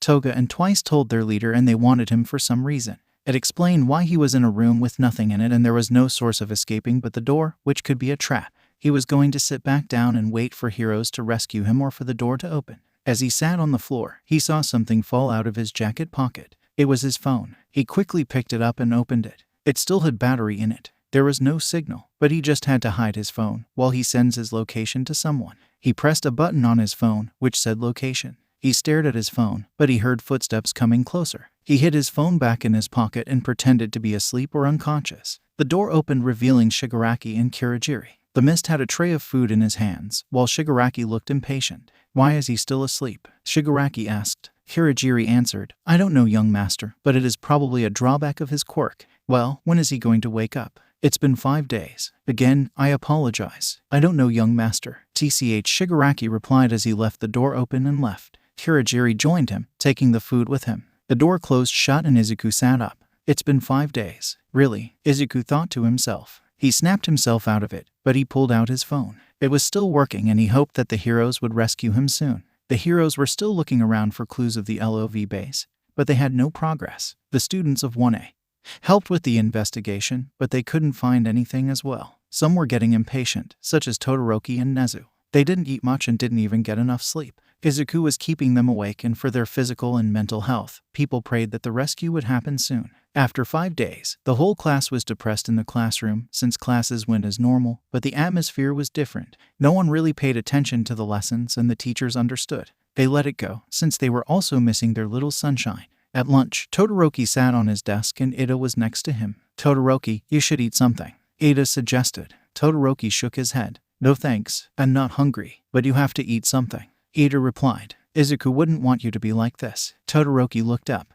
But he's not here. Ida frowned and chopped him in the head. That is no excuse. I will tell Izuku about this when he returns to us. Todoroki was silenced for a few seconds and responded, fine. He got up from his seat and followed Ida to the cafeteria. They walked through the hallways and Todoroki felt his phone vibrate. He stopped in his tracks and Ida stopped too. He faced back and saw Todoroki on his phone. Todoroki stared at the screen, but he only saw a flashing red dot. He shed a tear and faced towards the direction of Nezu's office. He started to dash towards the office and Ida was trailing behind him. What are you doing? The cafeteria is the opposite way, Ida shouted. Todoroki didn't face back and yelled back with tears coming out of his eyes and a smile on his face. I have Izu's location. He probably just woke up after the drawback passed. Nezu was fully in the conversation now. Where? He's at a bar in Yokohama, Todoroki answered. Nezu hopped off his chair and walked towards the boys. Then, that's where we'll go. He pulled out his phone and called all the pro heroes for a meeting. If they had the perfect plan without any mistakes, they could take down the whole of the LOV.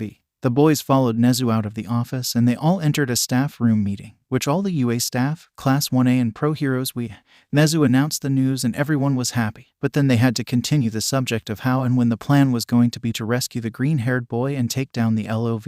Everyone in that room was involved, but the students weren't. It took some convincing got the teachers to let them participate in the operation, but they were in. They decided to move in 2 days. They had those days to prepare and get rest. After knowing the location of Izuku, Todoroki and Nezu were back on normal eating and sleeping routines. They had one goal in mind, to get their broccoli back. On the 6th day of getting captured, Izuku could no longer hold his hunger. Once Shigaraki and Kirigiri came into the room, he was wide awake and Shigaraki looked pleased. Kirigiri gave him the food and Izuku ate the food. He pretended that he just woke up. The two villains stood in the room until Izuku finished eating.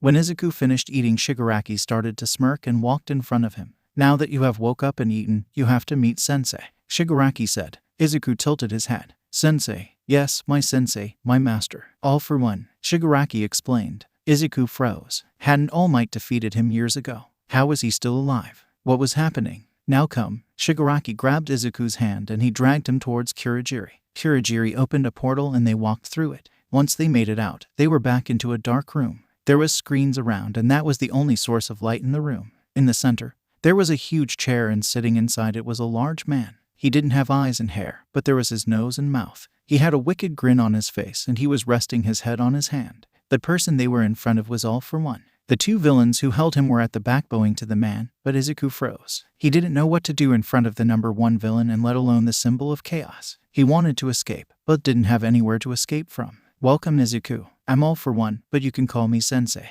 Izuku was silent. He couldn't just say hi to the worst villain in history. He was on the hero's side. His father taught a hero school, which raised new and future heroes like All Might. The enemy sighed and said, "It's fine if you don't want to talk, but I do want something from you. That was why we kept you alive." Izuku already guessed the reason on the day he woke up. It was confirmed by All for One and he knew that he had to make sure that he didn't get it no matter what. "We kidnapped you so I can steal your quirk." Izuku was in fighting position and was ready to run all over the place if needed. He just needed to make sure that he wasn't touched by the man in front of him, asking why not delete his quirk. Well, Izuku wanted to, but he needed to save a lot and enough energy to delete his whole quirk. He needed to delete all the quirks he had stolen and the stealing in general. It was going to be hard since he had to gain energy as he was dodging the 3 villains in the room. Sorry, but I don't plan of giving it to you, Izuku said with determination in his eyes. That's what all heroes say. All for once replied. Catch him. Kurogiri and Shigaraki headed towards the boy with their arms spread out. Izuku took both their quirks. Since they would be troublesome, it made him tired, but it was for his survival. All he needed to worry about now was the movement of the two and the quirks that All for One might use. Main goal was not to get captured and touched by the symbol of chaos, hopping around the room like a rabbit and fighting in hand-to-hand combat. He was a bit slow and got hit multiple times, but he had to continue. If he didn't, the world wouldn't be ruled by him and his father, but the worst villain in history. He couldn't let that happen no matter what. His injuries from the battle before were still untreated and caused heaps of pain for the broccoli, but he pushed on. It was 6 p.m. on the 6th day of being captured. Heroes were getting ready for the raid the next day. They planned to act at 5 a.m. Izuku had to hold on for 11 hours and he had injuries and pain, along with tiredness in his system. Could he really last that long? With pro heroes, they were all ready and were suiting up for the battle in front of them. It was 4 a.m. when the heroes were wide awake. They woke up Class 1A for the operation, and instead of whining and complaining about how tired they were up fast and was ready to fight. Todoroki was already awake when the pro heroes came into the dorm. He was all ready to go and had to wait a lit for everyone else to be done as well. They wore their hero suit and were walking out the door in 10 minutes. They followed the pros to Nezu's office, where all the people who were on the mission welcome, greeted Nezu. He was on his desk and had many controllers. People were confused of why their principal awed so many of them, but they didn't ask. If it was the White Chimera, he probably would do anything to reach his son. Nezu, when are we going to do this? Asked Aizawa in a serious voice, which for once didn't sound tired. Good question. We will start once everyone is here. The only one not here yet is All Might. Nezu answered. They all waited for the symbol of peace, which came late and was panting at the door. He apologized for being late and it was 4:40 a.m. They all headed out to the place the location was sent. Izuku's phone was out of battery and his location gone. But luckily Nezu already recorded it down. They were planning to barge in the bar and capture all the villains on site, but their main objective was to rescue the kidnapped broccoli. They rushed towards their destination, hoping the villains were not expecting their arrival. They had the advantage in surprise this time, and they hoped the advantage in number. Todoroki led Class 1A and was in front. On his left was Ada and on his right Bakugo, since he didn't want to follow anyone. All of them were running on top roofs along with some pro heroes. Aizawa was with them and his friends. Nezu was in a robot and was controlling it from the inside. He was traveling on foot because he had a whole robot army behind him. Civilians were evacuated early by heroes, which they thought was a pain since they came 1 in the morning. Eventually, they all made it out of the city and the bar was the only place that wasn't evacuated. Once reaching the bar, students stood on the roof in front of the shady bar with their teacher. Their job was to support the heroes and maybe to grab Izuku when the heroes were fighting off the villains. The pro heroes were in front of the bar and All Might knocked on the door saying pizza delivery. Toga opened the door, but she was immediately got smacked into a wall by All Might's punch. Some students winched and whispered ouch. Todoroki didn't have any reaction along with people who knew Izuku for a long time.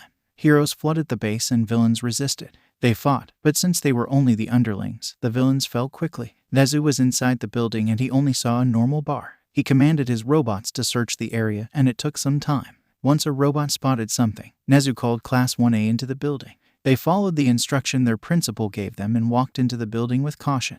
They walked slowly and turned their heads constantly. They reached Nezu and saw a door which was slightly open. They pushed the door and it was revealed as a dark room. They all entered the room and looked around. Ida looked towards the ground and saw blood stains. Nezu, come look at this, shouted Ida as he pointed to his findings. Nezu looked towards Ida and made his way there. He stared at the stains Ida was pointing. Color drained on his face. Since the robot he was in identified the owner of the blood. Not good, Nezu said. Ida paled once understanding what the chimera said. It's not his right. Nezu shook his head and Ida shut his eyes. They all walked out of the room and Todoroki was asking what everyone found. Most of them shook their heads and said nothing, but Ida stood there quiet. Ida, found anything? Todoroki questioned. Ida spoke slowly. I found bloodstains on the floor. I called Nezu over to identify who was the owner, but he said it was Izuku's. There were gasps and hands covering over mouths, but Todoroki glared to the ground. They all thought that the villains hurt and tortured Izuku, so they all decided to hurry the search. The rescue team walked further in the base. It only got darker and darker, but Todoroki and the hero Dabai lit their flames to get light. They continued to move and they were quiet and not alarming anybody that was there. Nezu's army was behind him and joined in the march. Once they reached the end, there was only a wall. It only confused the heroes, but Todoroki, wondering why the base just had a dead end, placed his hand on the wall. While touching the door, he felt vibration and then he quickly placed his ear towards the wall. He listened closely and heard a lot of movement. He heard a conversation happening and it seemed to be arguing with each other. "Come and serve me with your quirk." "Never. I'm with the heroes. You can't change my mind." "Fine then, Izuku. I will take it from you." Hearing the name, Todoroki spoke an order to his class and pro-heroes. "Destroy the wall. Izuku is behind it." Quickly, they all focused their attacks to the wall and it made a huge loud bang. The wall collapsed and they saw Izuku with 3 villains. Izuku was kneeling on the ground with 2 villains holding him down. There was a man sitting on a large chair, which All Might recognized him right away. He froze at the door and the dust disappeared. Izuku was dodging and buying time for him to gain enough energy to delete All for One's quirk. He was trying to dodge to save energy, but he didn't know if it was doing the job or the exact opposite. He was losing speed in his jumps and dashes, but he had to continue until he found a way out. Bloodlust was starting to get to him. The wounds that were trying to heal in the week were reopening and they were bleeding. His balance wasn't going too great and his vision was getting blurry again. He had to continue. Kirigiri and Shigaraki were still jumping towards him. All for One was just sitting there like he was enjoying the show they were putting on. But sometimes he gave Kirigiri and Shigaraki some rest by firing his quirk. It's taking too long. Izuku didn't know how many hours he was able to keep up.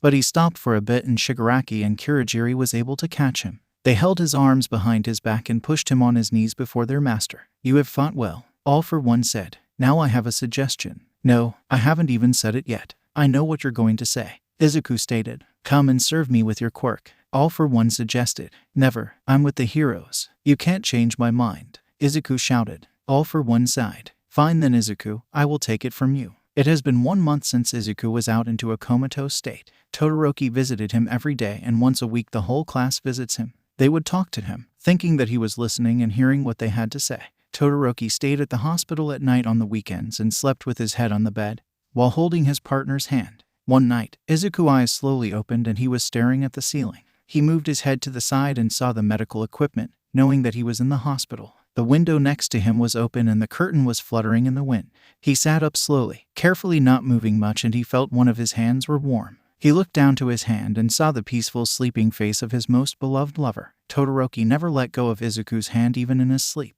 Izuku smiled at the peaceful face and didn't want to disturb his rest, so he just sat up and watched the night sky and the moonlight coming through the window. After about an hour, Todoroki was starting to wake up. The wind which was hitting against his face was making him cold. He also thought it wouldn't be good for Izuku to be cold in his coma. As he was opening his eyes, since his head was facing towards Izuku, he panicked when he didn't see Izuku's head on the pillow. He was panicking, but was confused, since he was still holding his hand. He sat up and his eyes widened. Izuku was sitting up looking through a window at the saw in the moonlight, which gave him a light glow. The wind moved his hair slightly, and with the stars in the sky, Todoroki thought it was majestic. Izuku felt the movement and looked back to Todoroki with a warm smile on his face. "I'm back," he announced. Todoroki shed a single tear with a small smile. "Welcome back, Izu." Izuku replied, "It's good to be back." They talked for the rest of the night and didn't go back to bed. Todoroki told Izuku about the month he missed and how everyone was doing. Izuku was listening careful, not wanting to miss any details. Todoroki explained how his quirk improved in classes and how their classmates improved,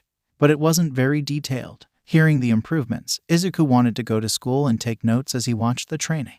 They continued to talk until morning, and since it was Sunday, the rest of the class and teachers would be visiting in the afternoon. Izuku was excited to see everyone again and apologized to them about being in a coma of a month's time. Before Class 1A, along with Nezu, Aizawa, Nimiri, Aburo, Hizashi, and Tensei came, Todoroki called the doctors to alert them of Izuku's awakening. The doctors did some tests and said that there was nothing wrong with him. Once noon came, Izuku was back in his bed and Todoroki was on the bedside.